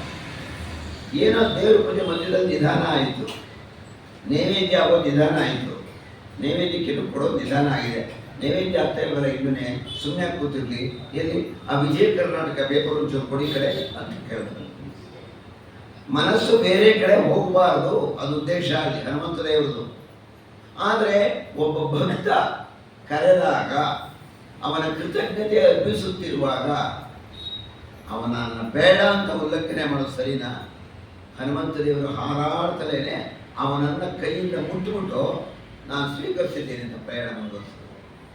ಹೋಗ್ತಾ ಇದ್ದಾರೆ. ಹಾಗೇನೆ ಸುರಸೆ, ನಾಗಜನನಿ ಬಿಟ್ಟರು ದೇವತೆಗಳು, ಪರೀಕ್ಷೆ ಮಾಡೋವನು ಬರೋಣ, ನುಂಗು ಬಿಡೋವನು ನೋಡೋಣ. ನುಂಗು ಬಿಟ್ಟವಳು ಬಾಯಿ ಮುಚ್ಚೋದ್ರೊಳಗಾಗಿ ಹನುಮಂತೇವರಿಗೆ ಈಚಿಕೊಂಡ್ರು. ಸುರಸೆಯನ್ನು ಗೆದ್ದರು. ಇನ್ನು ಮುಂದಕ್ಕೆ ಹಾಗೆ ಹೋಗ್ತಾ ಇದ್ದಾರೆ ಹನುಮಂತ ದೇವರು ಸಮುದ್ರದಲ್ಲಿ. ಸಿಂಹಿಕ ಪ್ರಾಣಭಂಜನ, ಅದಕ್ಕೆ ಅವರಿಗೆ ಪ್ರಭಂಜನ ಅಂತ ಹೆಸರು ಬಂದದ್ದು ಹನುಮಂತನಿಗೆ. ಸುಗ್ರೀವ ಹೇಳಿದ್ದ, ಸಮುದ್ರದಲ್ಲಿ ಅವಳು ವಾಸ ಮಾಡ್ತಾ ಇದ್ದಾಳೆ, ಮೇಲೆ ಯಾವುದೇ ಪಕ್ಷಿಗಳು ಏನಾದ್ರು ಹಾರಾಡ್ತಾ ಇದ್ರೆ ಕೈನಲ್ಲಿ ಹೀಗೆ ಹಿಡ್ಕೋತಾಳೆ, ಅದರಲ್ಲಿ ಬಂದ್ಬಿಡುತ್ತೆ ಅದರ ನೆರಳನ್ನು ಹಿಡಿದು ಭಕ್ಷಿಸುವ ಭೂತ ಅಂದಿರ್ತಾನೆ. ಆ ನೆರಳನ್ನು ಹಿಡ್ಕೊಂಡು ಬಾಯ ಹಾಕ್ಬಿಡ್ತಾಳೆ, ನಿನ್ನನ್ನು ಹಾಗೆ ತಿಂದು ಬಿಡ್ತಾಳೆ, ಜೋಪಾನ ಅಂತ ಹೇಳಿದ್ದಾರೆ ಮತ್ತೆ. ಅದೇ ಆಯ್ತು ಇಲ್ಲಿ. ಅವನ ನೆರಳು ಯಾವಾಗ ಕೈಗೆ ಬಿತ್ತೋ, ಕೈ ಹಿಡಿದಳು, ಮುಚ್ಚಿದಳು, ಹನುಮಂತ ಬಂದ್ಬಿಟ್ಟಿದ್ದಾನೆ ಕೈನಲ್ಲಾಗದೆ, ಹಾಕೊಂಡ್ಬಿಟ್ಲು ಬಾಯಿಗೆ, ದ್ರಾಕ್ಷಿ ಹಣ್ಣು ಹಾಕೊಂಡಾಗೆ ಹೊಡೋದ ಹನುಮಂತ. ಅವಳು ಒಗೆಯುವುದರೊಳಗಾಗಿ ಹನುಮಂತ ದೊಡ್ಡದಾಗಿ ಬೆಳೆದು ಅವಳೆಲ್ಲ ಸೇರಿ ಈಚಿಬಿಟ್ರು. ಹನುಮಂತದೇವರು ಮಾಡೋದು ಕಾರ್ಯ ಹೇಗೆ? ರಾಮ ಕಾರ್ಯ ಸಮರ್ಥ. ಮುಂದಕ್ಕೆ ಹಾರಿದ್ರು, ಸಮುದ್ರ ದೂರಕ್ಕೆ ಹೋದರು, ಲಂಕಾಪಟ್ಟಣ ಕಾಣಿಸಿತು. ಲಂಕೆಯ ಒಳಕ್ಕೆ ಹೋಗ್ಬೇಕಲ್ಲ. ಭೂತ್ವಾ ಬಿಡಾಲ ಸಮಿತೋ ನಿಶಿತಾಂ ಪುರಿಂಚ ಪ್ರಾಪ್ಸನ್ ದದರ್ಶ ನಿಜ ರೂಪವತಿ ಸಲಂಕಾ. ಲಂಕಾಭಿಮಾನಿನಿ, ಲಂಕಾ ದೇವತೆ, ಮಹಾಕೋಟೆ, ಆ ದೊಡ್ಡ ಕೋಟೆಯ ಮಹಾದ್ವಾರದಲ್ಲಿ ಕಾಯ್ತಾ ಇದ್ದಾಳೆ, ರಕ್ಷಣೆ ಮಾಡ್ತಿದ್ದಾಳೆ, ಯಾರನ್ನು ಒಳಗೆ ಬಿಡಲ್ಲ. ಕಪಿಯೇ ಸಾಯಂಕಾಲ ಆಗೋ ಹೊತ್ತಿಗೆ ಹೋಗ್ತಾರೆ. ಇದು ನಡೆದಿದ್ದು ಕಾರ್ತಿಕ ಮಾಸದಲ್ಲೇ, ಸುಂದರಕಾಂಡ. ಆಗ ಒಳಗಡೆ ಹೋಗಬೇಕಾದ್ರೆ ಅದಕ್ಕೆ ಕಾರ್ತಿಕ ಮಾಸಕ್ಕೂ ರಾಮಾಯಣಕ್ಕೂ ತುಂಬ ಸಂಬಂಧ. ಕಾರ್ತಿಕ ಮಾಸ ಮಹಾತ್ಮೆ ಹೇಳ್ತಾರೆ. ಕಾರ್ತಿಕದಲ್ಲಿ ರಾಮಾಯಣವನ್ನು ಕೇಳಲೇಬೇಕಂತೆ, ರಾಮಾಯಣವನ್ನು ಓದಬೇಕಂತೆ, ರಾಮಾಯಣವನ್ನು ಹಾಡಬೇಕಂತೆ. ರಾಮದೇವರ ಪೂಜೆ ಬಹಳ ವಿಶೇಷ ಕಾರ್ತಿಕದಲ್ಲಿ. ಆ ಒಳಗೆ ಬಿಡಲ್ಲ ಅಂದು ಲಂಕಿಣಿ. ಯಾಕೆ ಬಿಡಲ್ಲ ಅಂತೀಯ? ನೀನು ಹೋಗ್ಬೇಕಾದ್ರೆ ನನ್ನ ಗೆದ್ದು ಹೋಗು. ಹೌದಾ? ಹನುಮಂತದೇವರು ಮೆಲ್ಲಗೆ ಒಂದು ಪೆಟ್ಟನ್ನು ಕೊಟ್ಟರು, ಜರ್ಜರಿತರಾಗಿ ಬಿದ್ದೋದು. ಅವಳಿಗೆ ಜ್ಞಾಪಕ ಬಂತು ಬ್ರಹ್ಮದೇವರು ಹೇಳಿದ ಮಾತು, ಒಬ್ಬ ಕಪಿಯಿಂದ ಸೋಲುಂಟಾದರೆ ಲಂಕೆಯ ನಾಶ ಪ್ರಾರಂಭ. ಹೌದಲ್ವಾ? ಕಪಿ ನಾನು ಪಡೆದ, ನಾನು ಸೋತೆ, ಲಂಕೆಯ ನಾಶ ಶುರುವಾಗುತ್ತೆ. ಹೋಗ್ಬಿಟ್ಟು ಪಡೋದು ಸೀದಾ ಒಳಕ್ಕೆ. ಲಂಕಾ ಪಟ್ಟಣದಲ್ಲಿ ಈಗಿರೋ ಲಂಕೆ ಅಲ್ಲ, ರಾವಣನ ಲಂಕೆ ಬೇರೆ. ಅಲ್ಲಿ ಹೇಳ್ತಲ್ಲ ಕನಕ ಲಂಕೆ ಅಂತ. ಈಗಿರೋದಿವೆಲ್ಲ ಬೇರೆ ಬೇರೆ, ಈ ಲಂಕೆ ಟಿ ಲಂಕೆ ಅದು ಇದು ಏನು ಹೇಳ್ತಿದ್ದೀವಿ. ಆಗ ಹನುಮಂತ ದೇವರಿಗೆ ಎಲ್ಲ ಹುಡುಕ್ತಾರೆ ಸೀತಾದೇವಿ. ರಾಮದೇವರು ಹೇಳಿದ ಕುರುಹುಗಳೆಲ್ಲ ಎಲ್ಲೆಲ್ಲಿದೆ, ಯಾವ ಸ್ತ್ರೀ ಎಲ್ಲಿ ಎಲ್ಲಿ ಹುಡುಕ್ತಾ ಇದ್ದಾರೆ. ಇನ್ನು ಕತ್ತಲಾಯಿತು. ಮನೆಯಿಂದ ಮನೆಗೆ ಹಾರ್ತಾ ಇದ್ದಾರೆ, ಅರಮನೆಯಿಂದ ಅರಮನೆಗೆ. ಬೇರೆ ಭವ್ಯವಾದ ಸೌಧಗಳು. ಹೋದರೂ ಒಂದು ಮನೆಯೊಳಗೆ ದೊಡ್ಡ ಅಂಗಳ. ಆ ಅಂಗಣದಲ್ಲಿ ಒಂದು ವಿಮಾನ, ಅದೇ ಪುಷ್ಪಕ ವಿಮಾನ. ಕುಬೇರನ ಪುಷ್ಪಕ ವಿಮಾನದ ವರ್ಣನೆ ಬೇರೆ ಎಲ್ಲೂ ಬರಲ್ಲ, ಸುಂದರಕಾಂಡದಲ್ಲಿ ಇಲ್ಲೊಂದೇ ಕಡೆ ಬರೋದು. ಪುಷ್ಪಕ ವಿಮಾನ ಏನು ಚೆನ್ನಾಗಿದೆ ನೋಡಕ್ಕೆ. ಇಚ್ಛೆ ಒಂದು ಕಡೆ ಹೋಗೋ ವಿಮಾನವಲ್ಲ ಅದು, ಕುಬೇರದ್ದು. ರಾವಣ ಅದನ್ನು ಅಪಹರಿಸಿಕೊಂಡು ಬಂದು ತನ್ನದಾಗಿ ಮಾಡಿಸ್ಕೊಂಡಿದ್ದ. ಯಾವ್ಯಾವುದು ಶ್ರೇಷ್ಠ ವಸ್ತುಗಳಿದೆಯೋ ಅದೆಲ್ಲ ನಂದೇನೆ ಅವನು ಕೇಳಿದ್ದ ಹಾಗೆ. ಆಗ ಮಲಗಿದ್ದಾನೆ, ನೋಡ್ದ ರಾವಣನನ್ನ ಹನುಮಂತ. ಇವನೇನೆ ಅಪ್ಪ ರಾವಣ ರಾವಣ ಅಂತ ಹೇಳ್ತಾ ಇರ್ತಾರಲ್ಲ, ಇವನೇ ಹೆಂಗಸು ಕಳ್ಳ ಇವನೇನೆ ಅಂತ ಮಲಗಿದ ರಾವಣನನ್ನು ನೋಡ್ದ. ಸ್ವಲ್ಪ ಸಮೀಪದಲ್ಲಿ ಹತ್ತಿರದಲ್ಲಿ ಮಂಡೋದಲ್ಲಿ ಮಲಗಿದ್ದಾಳೆ, ಲಕ್ಷಣವಾಗಿದ್ದಾಳೆ. ಸೀತಾದೇವಿಯರು ಫುಲ್ಲು ಕೆಲವು ವಿಧಿಯಲ್ಲೇ ಬಿಡಲಿ, ಇವಳೇ ಯಾಕೆ ಸೀತೆ ಆಗಿರ್ಬೋದು ಅಂದ್ಕೊಂಡ್ರು ಹನುಮಂತೇವರು. ಆಮೇಲೆ ತಕ್ಷಣ ಅನ್ಕೋತಾರೆ, ಅಯ್ಯೋ ನನ್ನ ಕಪಿಬುದ್ಧಿಯೇ, ರಾವಣ ಇಲ್ಲೇ ಇದ್ದಾನೆ ಅಂದರೆ ಸೀತಾಮನವರು ಇಲ್ಲಿರಕ್ಕೆ ಸಾಧ್ಯನಾ? ಅಲ್ಲ ಅಂದುಕೊಂಡು ಇನ್ನು ಅನೇಕ ಮಂದಿರಗಳನ್ನು ಎಲ್ಲ ಕಡೆಯೂ ಕೂಡ ಹುಡುಕ್ತಾ ಇದ್ದಾನೆ. ಹೋಗಿ ನೋಡ್ತಾನೆ, ಅತಿ ದೊಡ್ಡದಾದ ಎತ್ತರವಾದ ಮಂದಿರ, ಅದರೊಳಗಡೆ ಒಬ್ಬ ಮಲಗಿದ್ದಾನೆ, ಕುಂಭಕರ್ಣ ಮಲಗಿರೋದು. ಒಂದು ವೇದಿಕೆ ಮೇಲೆ ಮಲಗಿಬಿಟ್ಟಿದ್ದಾನೆ. ಅವನು ಮಲಗಬೇಕಾದ್ರೆ ಬಾಗಿಲಿನಿಂದ ಬರೋಕ್ಕಾಗಲ್ಲ, ಅವನು ಮಲಗ್ಬಿಟ್ಟ ಮೇಲೆ ಇವರು ಪಿಲ್ಲರೆಲ್ಲ ಹಾಕಿ ಬಿಲ್ಡಿಂಗ್ ಕಟ್ತಾ ಇದ್ರು. ಆಗ ಗೊತ್ತಾಯ್ತು, ಒಂದು ಸಲ ಮಲಗಿ ಎದ್ದು ಕೈ ಮೈ ಮುರಿದ ಅಂದ್ರೆ ಆ ಗೋಡೆಗಳೆಲ್ಲ ಹಾಗೆ ಬಿದ್ದೋಗೋದು. ನೋಡ್ದ, ಯಾರಪ್ಪ ಇದು ಮಾಂಸ ಪರ್ವತ ಅಂದ್ಕೊಂಡ್ರು ಹನುಮಂತೇವರು. ಕುಂಭಕರ್ಣ ಇಲ್ಲಿರಕ್ಕೆಲ್ಲ ಸಾಧ್ಯ ಇಲ್ಲ ಅಂದ್ಕೊಂಡ್ರು.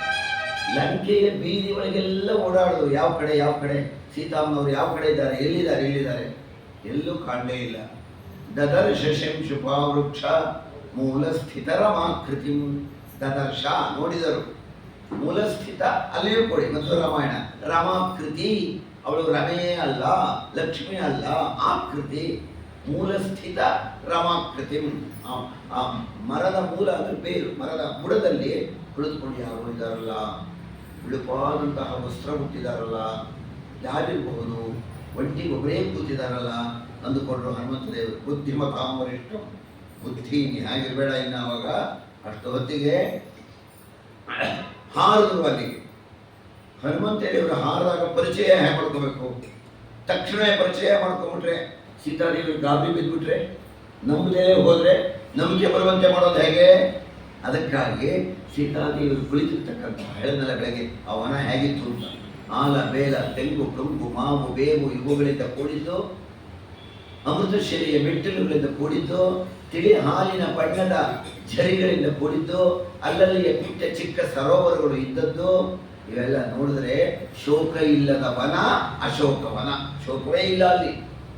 ಅಂತಹ ಅಶೋಕವನದಲ್ಲಿ ತಾವು ಹೇಗಿದ್ದಾರೆ ಅಂದರೆ, ಸೀತಾದೇವರು ಕುಳಿತಿರೋ ಎದುರುಗಡೆ ಮರದ ಮೇಲೆ ಕೂತ್ಕೊಂಡು ನೋಡ್ತಾ ಇದ್ದಾರೆ ಎಲ್ಲವನ್ನೂ ಕೂಡ. ರಾತ್ರಿ ಘೋರವಾದ ವಿಕಾರವಾದ ರಾಕ್ಷಸಿಯರು ಮಲಗಿದ್ದಾರೆ, ಸೀತಾದೇವರು ಸುತ್ತ ನಿಂತಿದ್ದಾರೆ, ಅವ್ರು ನೋಡ್ತಾ ಇದ್ದಾರೆ.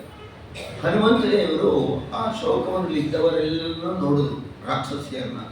ಇವರು ಯಾಕಿದ್ದಾರೆ ಈ ರಾಕ್ಷಸರಲ್ಲಿ, ಸೀತಾದೇವರು ತಪ್ಪಿಸ್ಕೊಂಡ್ಬಿಡ್ತಾರೆ ಅಂತ ರಾವಣ ಇಟ್ಟಿದ್ದಾನೆ ಅಂದ್ಕೊಂಡ್ರು. ಕೂತ್ಕೊಂಡು ನೋಡ್ತಾ ಇರೋ ಹೊತ್ತಿಗೆ ದೂರದಲ್ಲಿ ಒಂದು 500 ಜನ ಸೈನಿಕರು ಪಂಚುಗಳನ್ನು ಹಿಡಿದು ಬರ್ತಾ ಇದ್ದಾರೆ. ಯಾರು ಈ ಕಡೆ ಬರ್ತಾ ಇದ್ದಾರೆ? ಪಂಚು ದೀವಟಿಗೆ ಹಿಡ್ಕೊಂಡು ಬರ್ತಿದ್ದಾರಲ್ಲ ಕತ್ತಲಲ್ಲಿ. ಬೆಳಗಿನ ಈ ಹೊತ್ತಿನಲ್ಲಿ ಬೆಳಕಾಗಿಲ್ಲ, ಕತ್ತಲಾಗಿದೆ. ಮಧ್ಯದಲ್ಲಿ ಬರ್ತಾ ಇದ್ದಾನೆ, ಅವನೇ ರಾವಣ. ಬಂದ, ಆ 500 ಜನರ ಮಧ್ಯದಲ್ಲಿ ಬಂದ, ಅವ್ರನ್ನೆಲ್ಲ ಅಲ್ಲೇ ನಿಲ್ಲಿಸಿದ. ರಾವಣ ಬಂದ ವನದ ಒಳಕ್ಕೆ, ಸೀತಾದೇವಿಯರನ್ನು ನೋಡ್ದ. ದೂರದಲ್ಲಿ ನಿಂತೆ ಮಾತಾಡ್ತಾ ಇದ್ದಾನೆ, ಹೇ ಸೀತಾ, ಇನ್ನಾದರೂ ಕೂಡ ನೀನು ಆ ರಾಮನನ್ನು ಮರೆತಿಲ್ಲವ? ಅವನು ಮಾನವ, ಹೇಳಿ, ಅವನೇನು ಕೈಲಾಗದವನು, ಬಿಟ್ಬಿಡವನನ್ನ. ನನ್ನ ಪರಾಕ್ರಮ ಅತಿ ದೊಡ್ಡದು, ನಾನು ಎಲ್ಲ ಲೋಕಗಳನ್ನು ಜಯಿಸಿದ್ದೇನೆ, ಹಿಂದು ಮುಂದೆ ನೋಡದೆ ಯೋಚಿಸದೆ ನನ್ನ ಲಗ್ನವಾದ ಪ್ರಲೋಭನೆ ಮಾಡ್ತಾ ಇದ್ದಾನೆ. ಆಗ ಹನುಮಂತ ದೇವರು ಅಂದ್ಕೊಂಡ್ರು, ಇವನೇ ಅಲ್ವೇ ಅಲ್ಲಿ ಪುಷ್ಪಕ ವಿಮಾನದಲ್ಲಿ ಮಲಗಿದ್ದವನು, ಈಗ ಇಲ್ಲಿ ಬಂದು ಹೇಳ್ತಾ ಇದ್ದಾನಲ್ಲ ಈ ರೂಪದಲ್ಲಿ. ಬೆಳಗ್ಗೆ ಹೇಳ್ದ ನಾನು, ಸಮಯ ಬಂದಾಗ 10 ತಲೆ ಇಲ್ಲ ಒಂದೇ ತಲೆ, ಅಂಥ ಮಾಯಾವಿ, ಇನ್ನೊಬ್ಬರನ್ನು ಹಾಳು ಮಾಡುವುದರಲ್ಲಿ ನಿಸ್ಸೀಮ ರಾವಣ, ನೀಚ ದುಷ್ಟ. ಯಾವ ದುಷ್ಟ ಪ್ರವೃತ್ತಿಗಳಿದೆಯೋ, ಯಾವ ನೀಚ ಸ್ವಭಾವಗಳಿದೆಯೋ ಅದೆಲ್ಲ ರಾವಣನಲ್ಲಿದೆ. ಸಂಹಾರ ಮಾಡಕ್ಕೆ ಬಂದಿದ್ದು ಸ್ವಾಮಿ. ಆ ಸ್ವಾಮಿ ಬರಬೇಕಾದ್ರೆ ಸಂಹಾರಕ್ಕೆ ಅವನಿನ್ನು ಹೇಗಿದ್ದ ಅಲ್ಲಿ ಕಾಲ. ಹನುಮಂತ ನೋಡ್ತಾ ಇದ್ದಾರೆ ಹನುಮಂತ ದೇವರು. ರಾವಣ ಸೀತಾದೇವಿ ಹೇಳ್ತಾ ಇದ್ದಾನೆ, ಹೇ ಸೀತಾ, ಇನ್ನು 1 ತಿಂಗಳೊಳಗಾಗಿ ನೀನು ವಿವಾಹಕ್ಕೆ ಒಪ್ಪದೆ ಹೋದರೆ ಈ ರಾಕ್ಷಸಿಯರೆಲ್ಲ ನಿನ್ನನ್ನು ಬೆಳಗಿನ ಉಪಹಾರಕ್ಕೆ ಕತ್ತರಿಸುವರು ಒಂದು ಹೊಟ್ಟೋದ. ಎಲ್ಲರಿಗೂ ನಿದ್ದೆ ಬಂತು. ಬೇಕಾದಷ್ಟು ರಾಕ್ಷಸಿಯರು ಸೀತಾದೇವಿಯ ಹತ್ತಿರ ಬಂದು ಹೇಳಿದರು ರಾವಣನ ಒಂದು ಎಲ್ಲ ವಿಚಾರವನ್ನು. ಹಾಗಾಗಿ ಎಲ್ಲರಿಗೂ ನಿದ್ರೆ ಬಂತು. ಎಲ್ಲ ರಾಕ್ಷಸಿಯರಿಗೂ ಒಬ್ಬಳು ಅದರಲ್ಲಿ ಎದ್ಲು ರಾಕ್ಷಸಿ. ಎಚ್ಚರವಾಯಿತು ಅವಳಿಗೆ. ಹತ್ತಿರ ಬಂದು, ಸೀತಾ ಹೆದರಬೇಡ, ನನಗೊಂದು ಸ್ವಪ್ನವಾಯಿತು. ಅದರಲ್ಲಿ ಈ ರಾವಣ ಇಂದ್ರಜಿತು ಇವೆಲ್ಲ ದಕ್ಷಿಣ ದಿಕ್ಕಿಗೆ ಹೋಗ್ತಾ ಇದ್ದಾರೆ. ಕೆಂಪು ಹೂವಿನ ಹಾರ ಹಾಕ್ಕೊಂಡಿದ್ದಾರೆ. ಯಾರೋ ಒಬ್ಬ ಸುಂದರ ಪುರುಷ ನಮ್ಮ ಲಂಕೆಗೆ ಬಂದ. ಬೆಳಕಾಯಿತು ಅವನು ಬಂದದ್ದರಿಂದ. ನಿನಗೆಲ್ಲ ಒಳ್ಳೆಯದಾಗುತ್ತೆ ಸುಂದರಿ ಒಂದು ಒಬ್ಬ ರಾಕ್ಷಸಿಯೇ ಆದರು. ಸೀತಾದೇವಿಯರಿಗೆ ಒಳ್ಳೆ ಮಾತನ್ನು ಹೇಳಿದ್ದರಿಂದ ಮುಂದೆ ಅದೇ ರಾಕ್ಷಸಿಯೇ ಕೃಷ್ಣನ ತಂಗಿ ಸುಭದ್ರೆಯಾಗಿ ಹುಟ್ಟುತ್ತಾಳೆ. ಇವಳು ತ್ರಿಜಟೆ. ಇವಳು ರಾಕ್ಷಸ. ತ್ರೇತಾಯುಗದಲ್ಲಿ ತ್ರಿಜಟೆ, ದ್ವಾಪರದಲ್ಲಿ ಸುಭದ್ರೆಯಾದಳು. ಅವಳಿಗೂ ನಿದ್ದೆ ಬಂದ್ಬಿಡ್ತು. ಹನುಮಂತ ದೇವರು ಎಚ್ಚರವಾಗಿದ್ದಾರೆ. ಇಷ್ಟನ್ನು ನೋಡಿದ್ರಲ್ಲ, ಹೇಗೆ ಪರಿಚಯ ಮಾಡ್ಕೋಬೇಕು. ರಾಮದೇವರ ವಂಶ ಕಥೆಗಳನ್ನೆಲ್ಲ ಹೇಳ್ಕೊಂಬಂದು ಸಗರ, ತ್ರಿಶಂಕು ಸತ್ಯವ್ರತ, ಸಗರ, ಅಂಶವಂತ, ದಿಲೀಪ, ಭಗೀರಥ, ಕಕುತ್ಸ, ರಘು, ದಶರಥ ಈ ರಾಜರುಗಳೆಲ್ಲ ಪ್ರಖ್ಯಾತವಾದ ಕಥೆ. ಸೀತಾದೇವರಿಗೆ ಆಶ್ಚರ್ಯವಾಯಿತು. ಯಾರಿದು ಇಲ್ಲಿ ಈ ಅಶೋಕವನದಲ್ಲಿ ನಮ್ಮ ಮಾವನವ್ರ ಮನೆ ಕಥೆಯೆಲ್ಲ ಹೇಳ್ತಾ ಇದ್ದಾರಲ್ಲ, ನಮ್ಮ ಮಾವನವ್ರ ವಂಶ ಎಲ್ಲ ಹೇಳ್ತಾ ಇದ್ದಾರಲ್ಲ ಅನ್ನೋ ಹೊತ್ತಿಗೆ ದಪ್ಪನೆ ನೆಲಕ್ಕೆ ಧೂಕಿದ್ರು. ಹತ್ತಿರಕ್ಕೆ 2 ಹೆಜ್ಜೆ ನಡ್ಕೊಂಬಂದರು ಹನುಮಂತ ದೇವರು. ಸೀತಾದೇವಿ ಹೇಳ್ತಾರೆ, ಬೇಡ ಬರಬೇಡ. ಅವತ್ತು ಇದ್ದಾಗ ಅರಣ್ಯದಲ್ಲಿ ಕಳ್ಳನಾಗಿ ಸನ್ಯಾಸಿಯಾಗಿ ಬಂದೆ, ಯತಿ, ಕಳ್ಳ ಯತಿಯಾಗಿ. ಈಗ ಸ್ವಲ್ಪ ಹೊತ್ತಿನ ಹಿಂದೆ ಬಂದು ಪ್ರಲೋಭನೆ ಮಾಡಿ ಹೋಗಿದ್ದೀಯೆ. ಈಗ ಕಪಿಯಾಗಿ ಬರ್ತಾ ಇದ್ದೀಯಾ? ಹೇಳ್ತಾರೆ, ಅಮ್ಮ ನಾನು ಕಪಿಯೇ ಹೌದು, ಆದರೆ ರಾವಣನಲ್ಲ. ನನ್ನ ಮಾತು ನಂಬಿ. ನೀವು ನನ್ನ ಕಂಡಷ್ಟು ನಂಬಿಕೆ ಬರದೆ ಹೋದರೆ ನಮ್ಮ ಯಜಮಾನ, ನಿಮ್ಮ ಪತಿ ರಾಮದೇವರು ಒಂದು ವಸ್ತು ಕೊಟ್ಟಿದ್ದಾನೆ, ತಗೊಳ್ಳಿ. ಅದಿರ್ಬೋದು ಮುದ್ರೆಯುಂಗುರವನ್ನು ಕೊಟ್ಟಿದ್ದಾರೆ. ರಾಮದೇವರು ಅಷ್ಟು ಜನ ಕೋಟಿ ಸಂಖ್ಯೆಯ ಕಪಿಗಳಿಗೆ ಯಾರ ಬಳಿಯೂ ಮುದ್ರೆಯುಂಗುರವನ್ನು ಕೊಡದೆ ಹನುಮಂತ ದೇವರ ಕೈಗೆ ಕೊಡಕ್ಕೆ ಕಾರಣ ಏನು? ಹನುಮಂತ ದೇವರ ಕೈಗೆ ಕೊಟ್ಟಿದ್ದಾರಲ್ಲ. ರಾಮ ಕಾರ್ಯ ಸಮರ್ಥ. ಪ್ರಥಮೋ ಹನುಮನ್ನಾಮ ದ್ವಿತೀಯೋ ಭೀಮಯೇವ ಚ ಪೂರ್ಣಪ್ರಜ್ಞ ತೃತೀಯಸ್ಥೋ ಭಗವತ್ ಕಾರ್ಯ ಸಾಧಕ. ಭಗವಂತನ ಕಾರ್ಯವನ್ನು ಸಾಧನೆ ಮಾಡುವವರಲ್ಲಿ ನಿಸ್ಸೀಮರು ಹನುಮ ಭೀಮ ಮಧ್ವಾವತಾರದಲ್ಲಿ. ವಾಯುದೇವರು ಆಗ ಹನುಮಂತ ದೇವರು ಕೊಟ್ಟ ಮೇಲೆ ಮುದ್ರೆಯುಂಗುರವನ್ನು ನೋಡಿದ್ರು. ಹೋದಿದ್ದು ನಮ್ಮ ಯಜಮಾನರದೆ. ಒಬ್ಬ ಎಲ್ಲಿಂದ ಬಂದೆ, ಯಾರು ನೀನು? ಹೇಳ್ಕೋಬೇಕಲ್ಲ. ಹನುಮಂತ ಪರಾಕ್ರಮಿ, ದಾಸೋಹಂ ಕೋಸಲೇಂದ್ರಸ್ಯ, ನಾನು ರಾಮದೇವರ ದೂತ ಅಂತ ಹೇಳಿದ್ರು. ಅಮ್ಮ ಚಿಂತೆ ಮಾಡಬೇಡಿ, ನೀವಿನ್ನು ಹಸ್ಕೊಂಡಿರಬೇಡಿ, ಬರ್ಬಿಡಿ, ನನ್ನ ಭುಜದ ಮೇಲೆ ಕುಳಿತುಕೊಳ್ಳಿ. ಕಣ್ಣು ಮುಚ್ಚಿ ಬಿಡೋದ್ರೊಳಗೆ ರಾಮದೇವರ ಮುಂದೆ ಇಳಿಸ್ಬಿಡ್ತೀನಿ. ಅಪ್ಪ ನಿನ್ನ ಮಾತಲ್ಲೇ ಗೊತ್ತಾಗ್ತಾ ಇದೆ ನೀನು ಪರಾಕ್ರಮಿ ಅನ್ನೋದು. ಹಾಗೆ ನಾನು ಬರಬಾರ್ದು. ರಾಮ, ಸುಗ್ರೀವ, ಲಕ್ಷ್ಮಣ ಇವನ್ನೆಲ್ಲ ಇಲ್ಲಿಗೆ ಬರ ಹೇಳು. ಅವರೆಲ್ಲರೂ ಕೂಡ ಈ ರಾಕ್ಷಸರನ್ನು ಕೊಲ್ಲಲಿ, ರಾವಣನನ್ನು ಸಂಹಾರ ಮಾಡಲಿ, ಕುಂಭಕರ್ಣನನ್ನು ಸಂಹರಿಸಲಿ. ನಾನು ಬರ್ತೇನೆ ಆಮೇಲೆ. ಹೌದೇ? ಹಾಗಾದರೆ ನೀವು ಬರಲ್ವೇ? ಏನು ತಿಳಿಸ್ಲಿ ರಾಮದೇವ್ರಿಗೆ ಹೇಳಿ. ನನ್ನ ವಾರ್ತೆ ಎಲ್ಲವನ್ನೂ ಹೇಳು, ನನ್ನ ಕುರುಹನ್ನು ಹೇಳು, ನನ್ನ ಗುರುತನ್ನು ಹೇಳು ತಗೋ ಅಂತ ಹೇಳಿ ತಲೆಗೆ ಹಾಕ್ಕೊಂಡಿದ್ದಂತಹ ಚೂಡಾಮಣಿ, ಜಡೆಬಿಲ್ಲೆ ಅದನ್ನು ಕೊಟ್ಟರು ಹನುಮಂತ ದೇವರಿಗೆ. ಹನುಮಂತ ದೇವರು ಭಕ್ತಿಯಿಂದ ಪಡೆದು ಅದನ್ನು ಜೋಪಾನವಾಗಿ ಇಟ್ಕೊಂಡ್ರು. ರಾಮದೇವರಿಗೆ ತಲುಪಿಸ್ಬೇಕಲ್ಲ ಅಲ್ಲಿಗೆ. ಸುಮಾರು 1 ವರ್ಷದ ಮೇಲೆ ಆಗೋಗಿದೆ ಅವರಿಗೆ, ಹೆಚ್ಚು ಕಡಿಮೆ. ಯಾರು? ಸೀತಾದೇವರು. ತಿಂಗಳೇ ಆಗಿದೆ ಅಂತ ಹೋಗಿ. ಅಷ್ಟ ತನಕ ಅವರು ಉಪವಾಸ ಇದ್ರ. ಅಶೋಕವನದಲ್ಲಿ ಸೀತಾದೇವಿಯರು ಉಪವಾಸ ಇದ್ರ. ಹೋಮ್ವರ್ಕ್ ಪ್ರಶ್ನೆ ಯೋಚನೆ ಮಾಡ್ತಾ ಇಲ್ಲಿ. ಬೆಳಗ್ಗೆ ಉಂಟ್ಬಿಟ್ಟೆ ಹೋಮ್ವರ್ಕ್ ಪ್ರಶ್ನೆ, ಈಗ ಉಂಟ್ಬಿಡ್ತಾ ಇದ್ದೀನಿ. ಸೀತಾದೇವಿಯರ ಆಹಾರ ಏನು ಅಶೋಕವನದಲ್ಲಿ? ಆಚಾರ್ಯ, ಅವಳು ದೇವತೆ ಲಕ್ಷ್ಮಿ ಅಲ್ವೇ? ಮಾನವಾಕೃತಿ, ನರಾಕೃತಿ. ಮಾನವರಿಗೆ ಹಸಿವು, ಬಾಯಾರಿಕೆ, ನಿದ್ರೆ ಇವೆಲ್ಲ ಇದ್ದೇ ಇದೆಯಲ್ಲ, ಹಾಗೆ ಅವಳಿಗೂ ಹಸಿವಿದೆ. ರಾವಣನ ಮನೆಯಿಂದ ಏನಾದ್ರು ತರಿಸ್ಕೊತಾ ಇದ್ರ? ರಾಕ್ಷಸನ ಮನೆ ಆಹಾರ ಕಣ್ಣಲ್ಲೂ ನೋಡಲ್ಲ ಅದನ್ನ. ಸಾಕ ಲಕ್ಷ್ಮಿ ಅವಳು. ಸೀತಾದೇವಿಯರು ಏನು ಊಟ ಮಾಡ್ತಾ ಇದ್ರು ಹಾಗಾದ್ರೆ? ಯಾರು ಊಟ ಕೊಡ್ತಿದ್ದು? ಹಾಗೆ ಸಾಧ್ಯ ಇಲ್ಲ. ಅಶೋಕವನ ದುಃಖ ಬೇರೆ ಇದೆ ಜೊತೆಯಲ್ಲಿ. ಸೀತಾದೇವಿಯರ ಆಹಾರ ಏನು ಅಶೋಕವನದಲ್ಲಿ? ಪ್ರಶ್ನೆ. ಹೀಗೆ ಇದ್ದಾರೆ ಸೀತಾದೇವಿಯರು. ಮುದ್ರೆಯುಂಗುರವನ್ನ ಇದು ಚೂಡಾಮಣಿಯನ್ನು ತೆಗೆದುಕೊಂಡ್ರು, ಕಟ್ಟಿಕೊಂಡ್ರು, ಬಟ್ಟೆಗೆ ಇಟ್ಟುಕೊಂಡ್ರು ಹನುಮಂತೇವರು. ಸರಿ, ಬಂದಿದ್ದ ಕೆಲಸ ಎಲ್ಲ ಆಯಿತು. ನಾನು ಬಂದದ್ದನ್ನು ಯಾರೂ ನೋಡಿಲ್ಲ. ಯಾರೂ ನೋಡದೆ ಹಾಗೆ ಹೋಗುವುದು ಸರಿಯಲ್ಲ. ಅದು ರಾಮನಿಗೆ ಒಂದು ಒಳ್ಳೆಯದಲ್ಲ. ರಾಮನ ಪರಾಕ್ರಮಕ್ಕೆ ಯಾರೋ ಬಂದಿದ್ದಂತೆ, ರಾಮದೇವರ ದೂತನಂತೆ, ರಾತ್ರಿ ವೇಳೆ ಬಂದನಂತೆ, ಸೀತೆ ಕೈಲಿ ಮಾತನಾಡದಂತೆ, ಹೊಟ್ಟೋದಂತೆ ಅಂದರೆ ನನ್ನ ಬಲ ಪರಾಕ್ರಮಕ್ಕೆ. ಯಾರು ಮನೆಗೆ ಹೋದಾಗ, ಎಲ್ಲರೂ ಮನೆಗಿದ್ದಾಗ ನಾವು ಹಾಗೆ ಬಂದಬಾರ್ದು. ಯಾರನ್ನಾರು ಒಬ್ಬರು ಎಬ್ಬಿಸಿ ನಾನು ಇದಕ್ಕೆ ಬಂದಿದ್ದೆ ಅಂತ ಹೇಳ್ಬಿಟ್ಟು ಬರಬೇಕು. ಅದೇ ನೀತಿ. ಎಲ್ಲರೂ ಮಲಗಿದ್ದಾಗ ಒಬ್ಬನೇ ಎಚ್ಚರವಾಗಿ ಕೂತಿರಬಾರ್ದು. ಎಲ್ಲರೂ ಮಲಗಿದ್ದಾಗ ಎಚ್ಚರವಾಗಿರಬಾರ್ದು. ಇವೆಲ್ಲವೂ ಕೂಡ ಇದೆ ಅಲ್ಲಿ. ಆಗ ಹನುಮಂತ ದೇವರು ರಾವಣನ ಬಲ ಏನಿದೆ ತಿಳ್ಕೋಬೇಕಲ್ಲ, ರಾವಣನ ಪರಾಕ್ರಮ ಏನು ತಿಳ್ಕೋಬೇಕಲ್ಲ, ಅದಕ್ಕೆ ಯಾವ ರೀತಿ ತಿಳ್ಕೋಬೇಕು? ಸೀತಾದೇವರನ್ನು ಕೇಳಿದ್ರು, ಅಮ್ಮ ಹಸಿವಾಗಿದೆ, ನನಗೇನಾದ್ರು ತಿನ್ನಕ್ಕೆ ಬೇಕಲ್ಲ. ಏನು ಕೊಡ್ತಾರೆ ತಿನ್ನಕ್ಕಲ್ಲಿ? ಏನು ನರವಣೆ ಕೊಡಬೇಡ, ಇದೆ ಕೊಡೋಕ್ಕೆ ಸಾಧ್ಯವೇ ಇಲ್ಲ. ಆಗ ಸೀತಾದೇವಿ ಹೇಳ್ತಾರೆ, ಆ ಮರದ ಕೆಳ ಹತ್ತಿರ ಎಲ್ಲ ಹಣ್ಣುಗಳಿದೆಯಪ್ಪ, ತಿನ್ನು. ಅಮ್ಮ ಮರದ ಕೆಳಗಡೆ ಉದುರಿದೆ. ನಾವು ಕಪಿಗಳು ಉದುರಿದ ಹಣ್ಣುಗಳನ್ನು ತಿನ್ನಲ್ಲ, ಮರದೊಳಗೆ ಕಿತ್ಕೊಂಡು ತಿಂತೀವಿ ಅಂದರು. ಕಿತ್ಕೊ ಹೋಗು. ಅವ್ರು ಯಾವಾಗ ಅಷ್ಟು ಅಂದ್ರೋ ಶಂಗನೆ ನೆಗೆದ್ರು. ಮರದಿಂದ ಮರಕ್ಕೆ ನೆಗೆಯುತ್ತಾ, ಕುಪ್ಪಳಿಸುತ್ತಾ, ಹಾರುತ್ತಾ, ಹಣ್ಣುಗಳನ್ನು ಕಿತ್ತು ಕೆರೆಗೆ ಹಾಕುತ್ತಾ, ಕೊಂಬೆಗಳನ್ನು ಮುರಿಯುತ್ತಾ ವ್ಯವಸ್ಥಿತವಾಗಿದ್ದಂತಹ ಅಶೋಕವನ ಒಂದು ಕ್ಷಣದಲ್ಲಿ ಹಾಳು ಗುಂಡಿ ಆಯಿತು, ಕೆಟ್ಟು ಹೋಯಿತು. ಆ ಅಶೋಕವನ ಎಚ್ಚರವಾಯಿತು ರಾಕ್ಷಸಿಯರಿಗೆ. ನೋಡ್ತಾರೆ ಹನುಮಂತೇವ್ರನ್ನ, ಹೇಗೆ ಅವನು ಕೋತಿ ಬಂದ್ಬಿಟ್ಟಿದೆ ಕಡೆ, ಹೇಳಿ ಹೇಳಿ ಹೇಳಿ ಹೇಳ್ತಾ ಇದ್ದಾರೆ. ಹೇ ಖುಷ್ ಹೋಗು ಅಂತ ಹೋಗುತ್ತಾ ಇದ್ದೋ.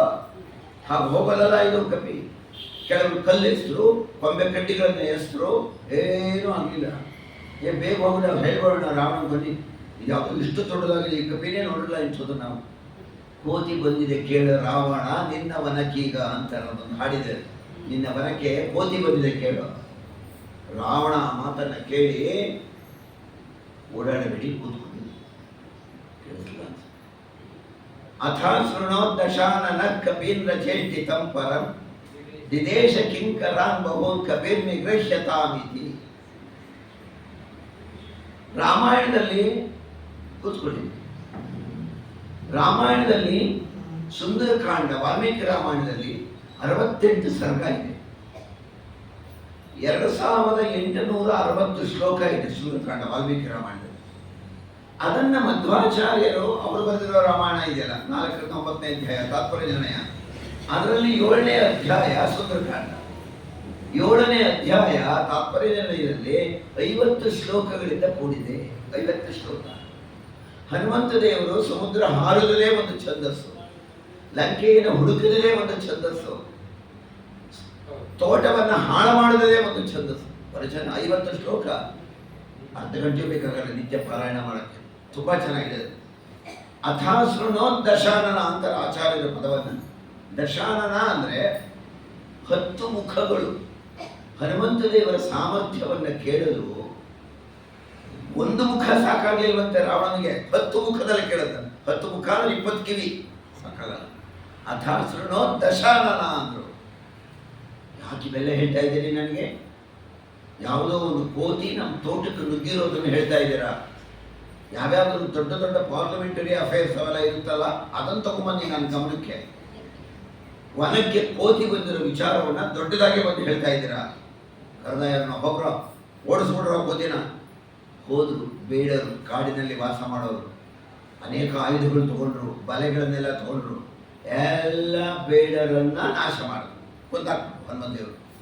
ಒಂದು ಹೇಳಿದ್ರು ರಾವಣನಿಗೆ, ಏನಿದು ಬೇಡರನ್ನೇ ಕೊಂದಾಕ್ತೆ? ಹೋಗ್ರ ಇನ್ನೊಂದಿಷ್ಟು ಜನ. ಯಾರು? ಸೇನಾಪತಿಗಳು, ಸೈನಿಕರಲ್ಲ ಅವರು. 80 ಕೋಟಿ ಯೂಥಪಂ. ಯೂಥ ಅಂದ್ರೆ ಸೈನ್ಯ, ಪ ಅಂದ್ರೆ ಪತಿ, ಸೈನ್ಯಕ್ಕೆ ಯಜಮಾನ ಅಂದ್ರೆ ಸೇನಾಪತಿ. ಎಷ್ಟು ಜನ? 80 ಕೋಟಿ, 80 ಕೋಟಿ ಸೇನಾಪತಿಗಳನ್ನ ಕಳಿಸಿಲ್ಲ ರಾವಣ. ಹೋಗ ಕಬ್ಬಿನ ಉಳಿಸು, ಎಲ್ಲರನ್ನೂ ಕೂಡ ಸಂಹಾರ ಮಾಡೋದೇ ಸ್ವಲ್ಪ ತೊಂದರೆ ಇಲ್ಲದೆ. ಇನ್ನೆಷ್ಟು ಬಲಿಷ್ಠರು? ಬುದ್ಧಿಮತಾಂ ವರಿಷ್ಠಂ ವಾತಾತ್ಮಜಂ ವಾನರ ಯೂಥ ಮುಖ್ಯಂ ಶ್ರೀರಾಮ ದೂತಂ ಶಿರಸಾನಮಾಮಿ. ಹನುಮಂತ ದೇವತೆ ಅಂಥ ಬಲಿಷ್ಠರು.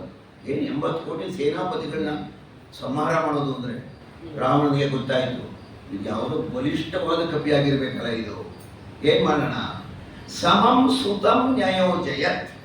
ಸಮಂ ಸುತಂ, ಸಮ ಸುತ ಅಂದರೆ ತನ್ನಷ್ಟೇ ಬಲ ಇರುವ, ತನ್ನಷ್ಟೇ ಸಾಮರ್ಥ್ಯ ಇರುವ. ಸಮಂ ಸುತಂ ನ್ಯಯೋಜಯತ್, ನಿಯೋಜಿಸಿದ. ಯಾರು? ತನ್ನಷ್ಟೇ ಬಲ ಇರೋನು ಅಕ್ಷಕುಮಾರ, ಪರಾಕ್ಷಕುಮಾರ. ಅದ್ಯಾವುದೋ ಕೋತಿ ಬಂದಿದೆಯಂತೆ, ಹಾಳು ಮಾಡ್ತಾ ಇದೆಯಂತೆ, ಹೊಡೆದು ಬಿಡು, ಓಡಿಸ್ಬಿಡು, ಹೋಗಿಲ್ವಾ ಸಾಯಿಸ್ಬಿಡು. ಅಕ್ಷಕುಮಾರ 1,00,000 ರಾಕ್ಷಸರನ್ನು ಕರ್ಕೊಂಡು 100 ಹೇಸರಗತ್ತೆಗಳನ್ನು ಕಟ್ಟಿರುವ ರಥ, ಹೇಸರಗತ್ತೆಗಳು, ಆ ರಥದಲ್ಲಿ ಕುಳಿತುಕೊಂಡು ಹೋಗ್ತಾ ಇದ್ದಾನೆ. ಹನುಮಂತ ದೇವರು ಬಂದವರನ್ನೆಲ್ಲ ಕೊಲ್ಲಲು ಒಂದು ಜಾಗ ಮಾಡ್ಕೊಂಡಿದ್ದರು. ತೋರಣಂ ಚಾರುರೋಹ, ಆ ಅಶೋಕವನದ ಮುಂಭಾಗದ ಈ ಬಾಗಿಲಿದೆಯಲ್ಲ ಮಹಾದ್ವಾರ, ಆ ದ್ವಾರದ ಮೇಲೆ ಒಂದು ಕೂತ್ಕೊಂಬಂದು ಜಾಗ ಮಾಡಿದ್ರು. ತೋರಣದಲ್ಲಿ ಕೂತ್ಕೊಂಡಿದ್ದಾರೆ. ಅಕ್ಷಕುಮಾರ ಬಂದ, ಅವನ ಕಡೆ ಸೈನಿಕರು ಬಂದರು. ಹನುಮಂತದೇವರು ಬಾಲವನ್ನು ಕೆಳಕ್ಕೆ ಬಿಟ್ಟಿದ್ರು. ಏನು ಸುಲಭ ಕಣ, ನಾವು ಕಷ್ಟಪಡಬೇಕಾಗಿಲ್ಲ. ಹನುಮಂತ ಕೋತಿ, ಅವ್ರ ಹನುಮಂತ ಅಂತ ಹೆಸರು ಗೊತ್ತು ಅವ್ರಿಗೆ. ಕೋತಿ ಬಾಲವನ್ನು ಕೆಳಕ್ಕೆ ಬಿಟ್ಟಿದೆ, ನಾವೆಲ್ಲ ಹೇಳ್ಕೊಂಬಿಟ್ಟು ಆ ಬಾಲನ ಎಳೆದ್ಬಿಡೋಣ, ಕೆಳಕ್ಕೆ ಬಿದ್ದೋಗುತ್ತೆ, ಜಡ್ಜಿ ಕೊಂದು ಬಿಡೋಣ.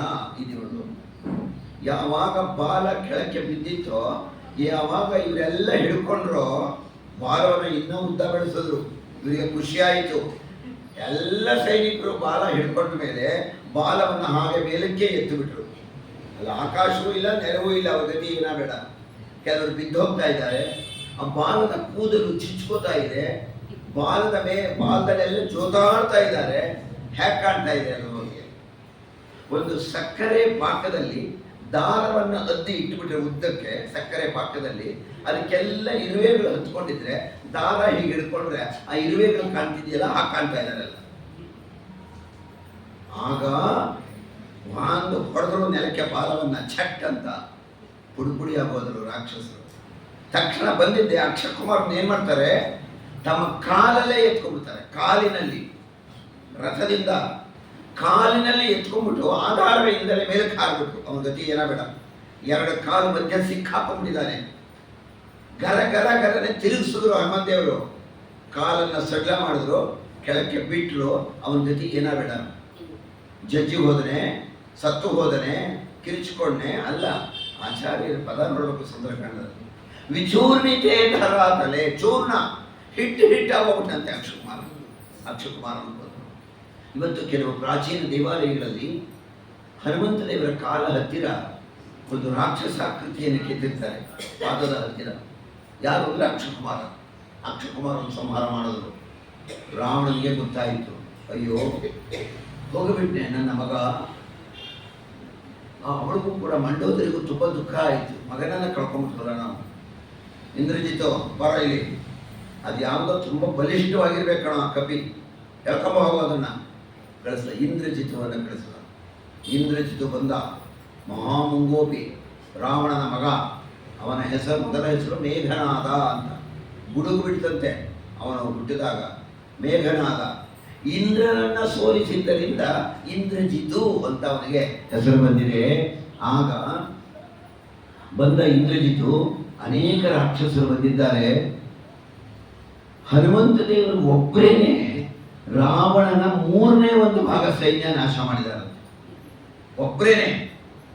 ಇದನ್ನ ಯಾರು ಹೇಳ್ತಾರೆ? ಇದನ್ನ ವಿದುರ ಹೇಳ್ತಾರೆ ಧೃತರಾಷ್ಟ್ರನಿಗೆ. ಧರೆಗಳಿಬ್ಬರು ಕಡು ಮೂರ್ಖರು ಕಣ.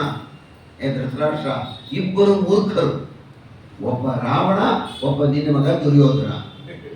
ಹೇಗೆ ರಾವಣ ಹೇಗೆ ಮೂರ್ಖ ಆದ? ಇಲ್ಲಿ ಒಬ್ಬ ಹನುಮಂತ ಬಂದು ಅವನ 3/1 ಭಾಗ ಸೈನ್ಯ ಎಲ್ಲ ನಾಶ ಮಾಡಿದ ಮೇಲೆ ಇನ್ನು ರಾಮ, ಸುಗ್ರೀವ, ಅಂಗದ, ಲಕ್ಷ್ಮಣ ಇವರೆಲ್ಲ ಬಂದು ನಾನು ಉಳ್ಕೋತೀನಿಯೇ ಅಂತ ಯೋಚನೆ ಮಾಡ್ಲಿಕ್ಕೆ ಬಂದೆ. ಅದಕ್ಕೆ ದಡ್ಡ ಅವನು ರಾವಣ. ಇನ್ನೊಬ್ಬ ದುರ್ಯೋಧನ ಉತ್ತರ ಗೋಗ್ರಹಣದಲ್ಲಿ ಒಬ್ಬ ಅರ್ಜುನ ಆ ಹೇಳಿ ಉತ್ತರನನ್ನ ಸಹಾಯ ತೆಗೆದುಕೊಂಡು ಸಾರಥಿಯಾಗಿ ಮಾಡಿಕೊಂಡು ಇವರೆಲ್ಲ ಅತಿರಥ ಮಹಾರಥರು ಭೀಷ್ಮ, ದ್ರೋಣ, ಕೃಪ, ಕರ್ಣ, ಶಲ್ಯ, ಅಶ್ವತ್ಥಾಮ ಮೊದಲಾದವನ್ನೆಲ್ಲರನ್ನು ಕೂಡ ಸೋಲಿಸಿದ್ನಲ್ಲ ಅರ್ಜುನ. ಈಗ ಕೃಷ್ಣ ಬಂದು ಸೇರಿದ್ದಾನೆ, ದ್ರುಪದನ ಸೈನ್ಯ ಬರ್ತಾ ಇದೆ, ಎಷ್ಟು ಬಲಿಷ್ಠರಾಗಿದ್ದಾರೆ ಇವರೆಲ್ಲ. ಈ ಉಳ್ಕೋತೀನಿ ಅಂತ ಯೋಚನೆ ಮಾಡಲಾಗಿಲ್ಲ. ಅವನೊಬ್ಬ ಮೂರ್ಖ, ನಿನ್ನ ಮಗ ದುರ್ಯೋಧನ. ವಿದುರ ಹೇಳೋ ಮಾತಿದೆ, ಧರೆಯೊಳಿಬ್ಬರು ಕಡು ಮೂರ್ಖರು ಕಣ, ದುರ್ಯೋಧನನು ದಶಶಿರನು. ಆಗ ಇಂದ್ರಜಿತು ಬಂದ, ಮಹಾಮುಂಗೋಪಿ, ಆತುರಗಾರ. ಎಲ್ಲ ಇದೇನ ಗುರುತೇ ಸಿಗ್ತಾ ಇಲ್ಲ ಅಶೋಕವನ. ಯಾವ ಕಡೆ ಹೋಗ್ಬೇಕು ಅಂತೇಳಿ ಗೊತ್ತಾಗ್ತಾ ಇಲ್ಲ ಅವನಿಗೆ. ಅದೇ ಊರ್ನೋನೆ ರಾವಣನ ಮಗ, ಯಾವ ಕಡೆ ಹೋಗ್ಬೇಕು ಅವನು. ಹಾಗೆ ಮಾಡಿದ್ದಾರೆ ಹನುಮಂತ ದೇವರು. ಹೋದ, ಬಾಣವನ್ನ ಬಿಟ್ಟ. ಅವನ ಬಾಣವನ್ನ ಬಿಟ್ಟರೆ ತೊರವೆ ನರಹರಿ, ಒಂದು ರಾಮಾಯಣ ಬಗ್ಗೆ, ಕನ್ನಡ ರಾಮಾಯಣ, ಭಾವಿನಿ ಶೆಟ್ಟಿ, ತುಂಬ ಚೆನ್ನಾಗಿದೆ ಅದು ತೊರವೆ ರಾಮಾಯಣ, ಕುಮಾರವ್ಯಾಸನ ಕಾಲದ್ದೇ ಅದು. ಹನುಮಂತ ದೇವರು ಹೇಗೆ ತಗೋತಾ ಇದ್ರಂತೆ ಆ ಬಾಣವನ್ನ ಅಂದ್ರೆ, ಅತಿ ವೇಗವಾಗಿ ಬಿಡುವ ಬಾಣ, ಹರಿತವಾದ ಬಾಣ, ಚಿಚ್ಚಿಕೊಂಡು ನೀನು ಬದುಕೋ ಹಾಗೆ ಇಲ್ಲ ಅಂಥ ಬಾಣ ಇಂದ್ರಜಿತ್ತು ಬಿಡ್ತಾ ಇದ್ದಿದ್ದು. ಹನುಮಂತ ದೇವರು ಆ ಬಾಣ ಎಲ್ಲ ಕೈನಲ್ಲಿ ಇಸ್ಕೊಂಬ ತಗೊಂಬರುತ್ತಲ್ಲ, ತಗೊಂಡು ಗಂಧದ ಕಡ್ಡಿ ಮುರಿದು ಹಾಕಿದಾಗ ಎಲ್ಲ ಊದ್ ಕಡ್ಡಿ ತರ ಮುರಿದು ಹಾಕ್ಕೊಂಡ್ರಲ್ಲ, ಬಾಣ ಚಿಚ್ಕೋತಲೇ ಇಲ್ಲ ಹನುಮಂತ ದೇವರಿಗೆ. ಇಂದ್ರಜಿತ್ತಿಗೆ ದೊಡ್ಡ ಚಿಂತೆ ಆಯಿತು. ಎಂತೆಂಥ ಘೋರವಾದ ಬಾಣಗಳು, ಅಸ್ತ್ರ ತಗೋತಲೇ ಇಲ್ವಲ್ಲ. ಇವನ ಕೈಯಲ್ಲಿ ಯಾವುದು ಬಿಲ್ಲು ಬಾಣ ಇಲ್ಲ. ಹನುಮಂತ ದೇವರು ಬಿಲ್ಲು ಬಾಣ ತಗೊಂಡಿಲ್ಲ ಯಾವಾಗಲೂ, ಗದನೆ. ಆಗ ತಾಳ ಮಾಡ್ತೇನೆ ಅಂತ ಹೇಳಿ ಇಂದ್ರಜಿತ್ತು ಏನ್ ಮಾಡ್ತಾನೆ, ಬ್ರಹ್ಮಾಸ್ತ್ರವನ್ನ ಬಿಟ್ಬಿಡ. ಬ್ರಹ್ಮಾಸ್ತ್ರ ತಲೆ ಬಾಗ್ಲೇಬೇಕಲ್ಲ ಅದಕ್ಕೆ. ಹನುಮಂತ ದೇವರಿಗೂ ಬ್ರಹ್ಮದೇವರಿಗೂ ಸ್ವಲ್ಪ ದೊಡ್ಡವರು, ಸತ್ಯಲೋಕ ಇದೆಯಲ್ಲ ಅವರಿಗೆ, ಅದಕ್ಕೋಸ್ಕರ ಅವರು ಹನುಮಂತ ದೇವರು ತಲೆ ಬಾಗ್ಲೇಬೇಕು ಬ್ರಹ್ಮಾಸ್ತ್ರಕ್ಕೆ. ಬ್ರಹ್ಮದೇವರ ಅಸ್ತ್ರ ಬಿಟ್ಬಿಟ್ಟ ಬ್ರಹ್ಮಾಸ್ತ್ರವನ್ನ. ಬ್ರಹ್ಮಾಸ್ತ್ರ ಯಾವಾಗ ಹನುಮಂತನನ್ನ ಕಟ್ಟಿ ಬಂಧಿಸಿ ಬಿಡ್ತೋ, ಹಾಗೆ ನಿಂತ್ಕೊಂಡಿದ್ದಾನಲ್ಲ, ಎತ್ಕೊಂಡ್ರನ್ನ ಮೊದಲು ನಮ್ಮ ಅರಮನೆಗೆ ಅಂತ ಇಂದ್ರಜಿತ್ತು ಹೋಗ್ತಾರೆ ಎತ್ಕೊಳ್ಳೋಕ್ಕೆ. ತೊರವೆ ರಾಮಾಯಣ ನೋಡಬೇಕು. ಹನುಮಂತ ದೇವರು ಕೆಳಗೆ ಕೂತ್ಕೊಂಡ್ಬಿಟ್ಟಿದಾರಂತೆ. ಅವ್ರು ಕೂತ್ಕೊಂಡಿರೋ ಜಾಗ ಭೂಮಿ ಅಲ್ಲಿ ಹಳ್ಳ ಆಗ್ಬಿಟ್ಟಿದೆಯಂತೆ, ಸುತ್ತ ಎತ್ತರ ಇದೆಯಂತೆ ಭೂಮಿ. ಹನುಮಂತ ದೇವರು ಕುಳಿತುಕೊಂಡಿರೋದು ಹಗ್ಗಾಗ್ಬಿಟ್ಟಿದೆಯಂತೆ ಮ್ಯಾಗಳ. ಎತ್ತಾ ಇದ್ದಾರಂತೆ ಹಾರೆ, ಕಬ್ಬಿಣದ ಹಾರೆ ಕೋಲಲ್ಲಿ ಹನುಮಂತ ದೇವರನ್ನ ಎತ್ತಾ ಇದ್ದರೆ ಅವರ ಮೈಗೇನಾದ್ರು ಶಬ್ದ ಬಿದ್ದರೆ, ಹಾರೆ ಕೋಲು ಕಬ್ಬಿಣದ ಸಲಾಕ್ಕೆ ಠಣ್ ಠಣ್ ಅಂತ ಶಬ್ದ ಬರ್ತಾ ಇತ್ತಂತೆ. ಇನ್ನು ಹಾಗಾಗಿರ್ಬೇಡ ಅವ್ರ ಶರೀರ, ಇನ್ನು ಎತ್ತುದ್ರ ಮೇಲಕ್ಕೆ. ಆಗ ಹನುಮಂತ ದೇವರ ಇನ್ನು ಬಾಳ ತೊಂದರೆ ಕೊಡೋದು ಬೇಡ ಅಂದ್ಬಿಟ್ಟು ಹಗುರ ಆದ ಅಷ್ಟಸಿದ್ಧಿಗಳು ಅವ್ರಿಗೆ ಗೊತ್ತಿತ್ತು ಅವರಿಗೆ. ಬೇಡವಾದಾಗ ತೂಕ ಹಾಕೋದು, ಬೇಕಾದಾಗ ಹಗುರ ಹಾಕೋದು. ಯಾವಾಗ ಹಗುರ ಆದರೂ ಹನುಮಂತ ದೇವರು ಎತ್ತರು ಎಲ್ಲ ಕೂತ್ಕೊಂಡ್ರು. ಹನುಮಂತನ ಎತ್ತಿದ್ದಾಗೋಯ್ತು. ಎಳಕೊಂಡ್ಬಂದು ಸುಮಾರು 100 ರಾಕ್ಷಸರು ರಥದ ಒಳಗೆ ತುರುಕಿದರು, ರಥದೊಳಗೆ ಹಾಕಿದ್ರು. ಗಡಿ ಒಳಕ್ಕೆ ಮೊದಲು ಗಡಿ ಹನುಮಂತ ದೇವ್ರನ್ನ ರಥದೊಳಗೆ ಯಾವಾಗ ಹಾಕಿದ್ರು, ಇಂದ್ರಜಿತ್ ಹೇಳಿದ ಬಿಡಿ ರಥ ಮುಂದಕ್ಕೆ. ರಥ ಹೋಗ್ತಾ ಇದೆ. ಇಂದ್ರಜಿತ್ ಗೆದ್ದು ಬಿಟ್ನಲ್ಲ, ವಾದ್ಯ ಬೇರೆ ಊದ್ತಾ ಇದ್ದಾರೆ. ವಾದ್ಯ ಊದ್ತಾ ಇದ್ದಾರೆ. ಹನುಮಂತ ದೇವರ ರಥದಲ್ಲಿ ಹನುಮಂತ ದೇವರು ಹೋಗ್ತಾ ಇದ್ದಾರೆ ಅಂದ್ರೆ ಏನಾಗ್ತಿದೆ, ಹನುಮಂತೋತ್ಸವ. ಲಂಕೆಯಲ್ಲಿ ಹನುಮಂತ ದೇವರ ಉತ್ಸವ ಅಂದ್ರೆ ಅನಿಷ್ಟ ಎಲ್ಲ ಪರಿಹಾರ. ಹೊಸ ಹಗಲು ವಿಜಯೋತ್ಸವ ಹೋಗ್ತಾ ಇದೆ. ರಥ ಹೋಯ್ತು, ಅರಮನೆಯ ಮುಂದೆ ನಿಂತಿದ್ದು, ರಥದ ಒಳಕ್ಕೆ ಎಳಕೊಂಡು ಹೋದ್ರು ಬಲವಂತವಾಗಿ. ಆಗ ನೋಡಿದ್ರು ಹನುಮಂತ ದೇವರು. ನಿನ್ನೆ ಪುಷ್ಪಕ ವಿಮಾನದಲ್ಲಿ ಅಶೋಕವನದಲ್ಲಿ ಇದು 3ನೇ ಸಲ ಇವನ್ನ ನೋಡ್ತಾ ಇರೋದು ರಾವಣನಂದರು. ಬಂದಂತಹ ಅತಿಥಿ ಯಾವನೇ ಆಗಿದ್ರು ಕೂಡ ಮೊದಲು ಕೂತ್ಕೋ ಅಪ್ಪ ಅನ್ಬೇಕು, ಆಸನ ಕೊಡಬೇಕು, ಕೂತ್ಕೋ. ಅಲ್ಲೇನಿರುತ್ತೋ ಮಣಿಯೋ ಚಾಪೆನೋ ಸ್ಟೂಲೋ ಏನಾರು ಆಗಲಿ, ಚೇರೋ ಏನಾರು ಕೊಡಬೇಕು. ಅತಿಥಿಗೆ ಹೇಳಬಾರ್ದಂತೆ, ಮಹಾದೋಷ ಅದು. ಬಂದ್ರ ಬನ್ನಿ ಅಲ್ಲೇ ಮನೆ ಇದೆ ಹಾಕೊಂಡು ಕೂತ್ಕೊಳ್ಳಿ ಅಂತ ಕೆಲವರು ಅಂತಾರೆ. ಕೆಲವರು ಮನೆಯಲ್ಲಿ ಅಲ್ಲೇ ಮನೆ ಇದೆ ಹಾಕೊಂಡು ಕೂತ್ಕೊಳ್ಳಿ. ಅತಿಥಿಗೆ ಹೇಳಬಾರ್ದು. ಹನುಮಂತನನ್ನ ಪುರಸ್ಕರಿಸಲೇ ಇಲ್ಲ, ನಿಂತೇ ಇದ್ದಾರೆ ಹನುಮಂತ ದೇವರು. ಆ ಬ್ರಹ್ಮಾಸ್ತ್ರದ ಕಟ್ಟೆಲ್ಲ ಬಿಚ್ಚಿ ಹೋಗಿದೆ. ನೋಡಿದ್ರು ಕೆಲವು ರಾವಣ, ಇದೇನಾ ನಿನ್ನ ನೀತಿ ಅಂದುಕೊಂಡು ಬಾಲಕ್ಕೆ ಆಜ್ಞೆ ಮಾಡಿದ್ರು. ಬಾಲ ಸುತ್ತಿ ಸುತ್ತಿ ಸುತ್ತಿ ಸುತ್ತಿ ದೊಡ್ಡ ಸ್ಪ್ರಿಂಗ್ನಂತೆ ಆಯಿತು. ರಾವಣನ ಪೀಠಕ್ಕಿಂತ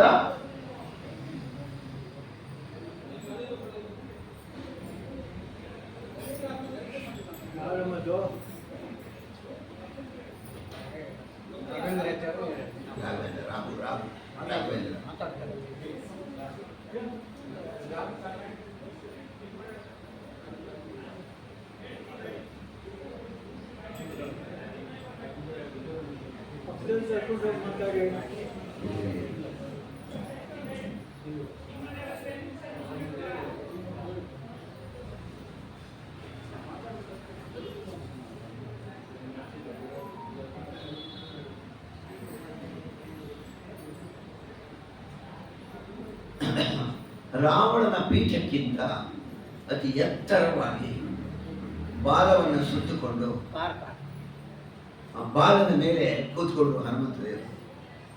ರಾವಣ ನೋಡಿದ, ಸಿಡಿಮಿಡಿಗೊಂಡ. ಕಪೇ ಕುತೋಸಿ ಕಸ್ಯವ ಕಿಮರ್ಥಮೀದೃಶಂ ಕೃತಂ, ಈದೃಶಂ ಕೃತಂ, ಈ ಎಲ್ಲ ಕಾರ್ಯಗಳನ್ನು ಯಾಕೆ ಮಾಡಿದೆ? ಕುತಃ ಅಸಿ, ಎಲ್ಲಿಂದ ಬಂದಿದೆಯೇ? ಯಾರು ನೀನು? ಕಪೇ ಕುತೋಸಿ. ಈ ಭಾಗವನ್ನೇ ಪುರಂದರದಾಸರ ಕೀರ್ತನೆ ಮಾಡಿದ್ದಾರೆ, ಹಾಡು ಮಾಡಿದ್ದಾರೆ. ಏಳೇಳು ಶರದೆಯು ಏಕವಾಗಿದೆ ಖಂಡ್ಯ, ಹೇಗೆ ಬಂದೆಯೋ ಹೇಳು ಕೋತಿ. ಅದಕ್ಕೆ ಇವರು ಉತ್ತರ ಕೊಡ್ತಾರೆ. 7 ಸಮುದ್ರಗಳನ್ನು ಕೂಡ 7 ಕಾಲುವೆಗಳಾಗಿ ದಾಟಿ ಬಂದೆ ನಮ್ಮ ಭೂತ. ದೊಡ್ಡ ಸಮುದ್ರ ನಾನು ದಾಟ್ಕೊಂಡು ಬಂದೆ. ಹಾಗಾದ್ರೆ ನೀನು ಯಾರು? ಹಾಗಾದ್ರೆ ದಾಸೋಹಂ ಕೋಸಲೇಂದ್ರಸ್ಯ, ಅಲ್ಲಿಂದಲೇ ಶುರುವಾಗಿದೆ ದಾಸರು ಅನ್ನೋದು. ನಾನು ರಾಮದೇವರ ದೂತ, ರಾಮದೇವರ ದಾಸ ಅಂತ ಹೇಳ್ತಾರೆ. ನಾನು ಹನುಮಂತ, ಪರಾಕ್ರಮಿ, ಆಂಜನೇಯ, ನಾನು ಅನ್ನೋದಿಲ್ಲ ಭಾಗವತ ಧರ್ಮ. ಆಗ ಇವೆಲ್ಲ ಯಾಕೆ ಮಾಡಿದೆ ನೀನು ನನ್ನ ರಾಮನಿಗೆ ಅನ್ಯಾಯ ಮಾಡಿದೀಯ, ನಮ್ಮ ಸೀತೆಗೆ ದ್ರೋಹ ಮಾಡೋರನ್ನು ಸುತ್ಕೊಂಬಂದಿದೀಯ, ಕರ್ಕೊಂಬಂದಿದೀಯ ಇಲ್ಲಿಗೆ. ತುಂಬ ತಪ್ಪು. ನೀನು ಮಾಡಬೇಕಾದಿರುವಾಗ ಸೀತಾದೇವರನ್ನು ಕರ್ಕೊಂಡು ಬಂದು ರಾಮದೇವರ ಮುಂದೆ ಇಟ್ಟು ನಮಸ್ಕಾರ ಮಾಡಿ ಕ್ಷಮಾ ಕೇಳ್ಕೊ, ಕ್ಷಮಿಸ್ತಾನೆ. ನೀನು ಯಾರನ್ನ ನಂಬ್ಕೊಂಡಿದೀಯಲ್ಲ, ಬ್ರಹ್ಮ, ರುದ್ರ, ಇವರೆಲ್ಲರೂ ಕೂಡ ರಾಮದೇವರ ಬಾಣದ ಮುಂದೆ ಇವರೆಲ್ಲರೂ ಅಲ್ಪರು. ಕ್ಷಮಾ ಸುರೇಶ್ವರಾಪಿ ಕಿಮುತ್ವಮಲ್ಪ ಸಾರಕ, ಅಲ್ಪರು ಅವರೆಲ್ಲರೂ ಕೂಡ. ಬಾ ರಾಮದೇವರಿಗೆ ನಮಸ್ಕಾರ ಮಾಡು. ನೀನು ಇದುವರೆಗೂ ತಪ್ಪು ಮಾಡ್ಕೊಂಡು ಬಂದೆ ಎಂದಾಗ ರಾವಣ ಸಿಡಿಮಿಡಿಕೊಂಡ ದೊಡ್ಡದಾಗಿ. ಏಯ್ ಕೊಂಡ್ರೆ ಇಲ್ಲಿ ಕರದ ಸೇವಕರನ್ನ, ಈ ಕಪಿಯನ್ನ ಕೊಂದು ಬಿಡ್ರು ಅಂತ, ಸಾಯಿಸ್ಬಿಡಿ ಇಲ್ಲ, ಎಲ್ಲರೂ ಉಂಟು ಸಾಯಿಸೋದು ನೀತಿ ಇಲ್ಲ. ಬಂದಾಗ ಭೀಷ್ಮ ತಮ್ಮ ಹೇಳ್ತಾನೆ ನೀತಿಯನ್ನು. ಅಣ್ಣ, ದೂತ ವಧೆ ಎಲ್ಲೂ ಹೇಳಿಲ್ಲ. ನೀನೇನಾದರೂ ದೂತ ಇವನನ್ನ ಸಾಯಿಸಿಬಿಟ್ರೆ ನಿನ್ನ ಪರಾಕ್ರಮ, ನಿನ್ನ ಶತ್ರು ರಾಮ ಅವನು ತಿಳಿಯೋದು ಹೇಗೆ? ಈ ನಿನ್ನ ವಿಚಾರವೆಲ್ಲ ಅವನಿಗೆ ತಿಳಿಬೇಕಲ್ಲ. ಕೊಲ್ಲಬೇಡ, ಬಿಟ್ಬಿಡವನ್ನ. ಅಬ್ಬಾ, ವಿಭೀಷಣ ಬಂದು ಹೇಳ್ದ ಕಣ್ರಿ. ವಿಭೀಷಣ ಬಂದು ಹೇಳಿದ್ರಿಂದ ನಮ್ಮ ಹನುಮಂತ ಉಳ್ಕೊಂಡ. ಅವತ್ತ ಕಳ್ಕೊಂಡ್ಬಿಡ್ತಿದ್ವು ಕಣ್ರಿ ನಾವು. ಹನುಮಂತ ಹೋಗ್ಬಿಡ್ತಿದ್ದ ಕಣ್ರಿ. ಹೊಗಳೋರೆ ಹನುಮಂತೇವರು ಸಾಧ್ಯನೇ ಇಲ್ಲ ವಿಭೀಷಣನನ್ನು ಹೊಗಳೋದು. ವಿಭೀಷಣ ತನ್ನ ಕರ್ತವ್ಯವನ್ನು ತಾನು ಮಾಡ್ದ. ಆಗ ಹೋಗ್ಲಿ, ಅವಮಾನ ಮಾಡಿ ಕಳಿಸ್ಬಿಡು, ಅವಮಾನ ಮಾಡು, ಪ್ರಾಣ ತೆಗಿಬೇಡ. ಕಪಿಗಳಿಗೆ ಭೂಷಣ ಬಾಲ, ಆ ಬಾಲಕ್ಕೆ ಬೆಂಕಿ ಇಟ್ಬಿಟ್ರು ಅವರು. ಇದೆಲ್ಲರೂ ಕೇಳಬೇಕು. ಬಾಲಕ್ಕೆ ಬೆಂಕಿ ಇರೋದು ಅನಲ ಅನಿಲ ಮೈತ್ರಿ. ಸುಡುತ್ತೇವೆ. ಅನಲ ಬೆಂಕಿ, ಅನಿಲ ಗಾಳಿ. ಇವರು ಅನಿಲ ವಾಯುದೇವರು, ಅನಲ ಬೆಂಕಿ. ಇಬ್ರಿಗೂ ಅಂಥ ಸ್ನೇಹ. ಬೆಂಕಿಗೂ ಗಾಳಿಗೂ ತುಂಬ ಮಿತ್ರತ್ವ ಅವರಿಗೆ. ಗಾಳಿ ಬೀಸಿದ್ರೆ ಸಾಕು ಬೆಂಕಿ ಹತ್ಕೊಂಡ್ಬಿಡುತ್ತಲ್ಲ. ಬೆಂಕಿ ಎಷ್ಟು ನೆನೆಸ್ಕೊಳ್ಳುತ್ತೋ ಯಾರನ್ನ? ವಾಯುವನ್ನ, ಅನಿಲವನ್ನ. ಹಾಗೆ ಇವ್ರಿಗೆ ಯಾವಾಗ ಬೆಂಕಿ ಇಡ್ಲಿ ಸುಡಲೇ ಇಲ್ಲ ಅವ್ರಿಗೆ. ಇವರೆಲ್ಲ ಕುಣಿದ್ರು ಸುಟ್ಟೋಗ್ತಾ ಇದ್ದಾರೆ ಅಂತ. ಎಲ್ಲರೂ ಸುಟ್ಟೋಗ್ತಾರ್ಯಾ? ಯಾರೋ ಒಬ್ಬ ಹೋಗ್ತಿದ್ದಂತೆ, ಎಲ್ಲನೇ ಹೋಗ್ತಿದ್ದಾಗ ಅಲ್ಲಿ ಬಿದ್ದಿತ್ತು ಒಂದು ಕೆಂಡ. ಆ ಕೆಂಡವನ್ನು ತಗೊಂಡು ಸೊಂಟಕ್ಕೆ ಸಿಕ್ಕಿಸ್ಕೊಂಡಂತೆ. ಅಂಗಾರಕ್ಕಾಗುತ್ತೆ ಅಂತ ಸೊಂಟ ಸಿಕ್ಕಿಸ್ಕೊಂಡು ಎಂಥ ವಿವೇಕಿಯ ಬೇಡ. ಅವ ಹಾಗಾಯ್ತಿಲ್ಲಿ ಹನುಮಂತ ದೇವರ ಬಾಲಕ್ಕೆ ಬೆಂಕಿಯನ್ನು ಹಚ್ಚಿದ್ರು. ಹಚ್ಚಿದ್ದೇ ತಡ ಸುತ್ತಿದ್ರು ಬಟ್ಟೆಯನ್ನು, ತೈಲವನ್ನು ಹೊಯ್ದರು. ದೊಡ್ಡದಾದ ಅಗ್ನಿ ಹತ್ಕೊಂಡ್ಬಿಡ್ತು. ಬಾಲವನ್ನು ಕಡ್ಡಿ ಮಾಡಿ ಎತ್ತರ ಮಾಡಿದ್ರು, ಉದ್ದಕ್ಕೆ ಮಾಡಿದ್ರು. ಯಾರ್ಯಾರು ಬೆಂಕಿ ಇಟ್ಟರೋ ಮೊದಲು ಅವ್ರನ್ನೇ ಸುಟ್ಟರು ಹನುಮಂತೇವರು. ಅವ್ರೇನು ಮನೆ ಮನೆ ಒಳಕ್ಕೆ ಹೋಗಿ ಬೆಂಕಿ ಇರಲಿಲ್ಲ. ಒಂದು ಸರ್ಕಲಲ್ಲಿ ನಿಂತ್ಕೊಂಡ್ಬಿಡೋದು, ಕಿಟಕಿಲಿ ಬಾಲ ತೂರಿಸೋದು, ಬೆಂಕಿಯನ್ನು ಸ್ಪ್ರೇ ಮಾಡಿಬಿಡೋದೆಲ್ಲ. ಒಂದು ಮನೆಯಿಂದ ಒಂದು ಮನೆಗೆ ಬೆಂಕಿ ಹತ್ಕೊಂಡು ಚಿನ್ನದ ಬಾಗಿಲುಗಳಂತೆ. ರಾವಣನ ಕಾಲದಲ್ಲ ಅಂಕಪಟ್ಟಣದಲ್ಲಿ ಚಿನ್ನ ಹರಿದು ಬಿಡ್ತಂತೆ ರಸವಾಗಿ. ಚಿನ್ನದ ರಸ ಇನ್ನು ಹೇಗೆ ಬೇಡ. ಯಾಕೆ ಸುಡಬೇಕಾಗಿತ್ತು ಅಷ್ಟು ಹನುಮಂತೇವರು? ಗೊತ್ತು ಹನುಮಂತ ದೇವರಿಗೆ, ಈ ರಾವಣ ದೇವತೆಗಳಿಗೆಲ್ಲ ಅನ್ಯಾಯ ಮಾಡಿದ್ದಾನೆ. ಎಲ್ಲ ದೇವತೆಗಳಿಗೂ ದೇವತೆಗಳನ್ನು ಪಡೆದು ಸೋಲಿಸಿ ಒಡಿದು ಕೊಂದು ಅವರ ಹತ್ತಿರೋ ಆಸ್ತಿ ಎಲ್ಲ ತಂದುಕೊಂಡಿದ್ದೆ. ನಂದು ಅಂತ ಹಾಕೊಂಡಿದ್ದೆ ನಮ್ಮ ಬ್ರ್ಯಾಂಡ್, ನಂದು ಎಲ್ಲ ಆಸ್ತಿಯು. ಅನ್ಯಾಯವಾಗಿ ದೇವತೆಗಳ ಆ ಸಂಪತ್ತನ್ನು ಇವನು ಲೂಟಿ ಮಾಡಿರುವ ಕಾರಣ ಇದು ಉಳಿಬಾರದು ಅಂತ ಎಲ್ಲ ಸುಟ್ಬಿಟ್ರು. ಅದು ಫೈರ್ ಪ್ರೂಫ್ ಸಿಟಿ ರಾವಣಂದು.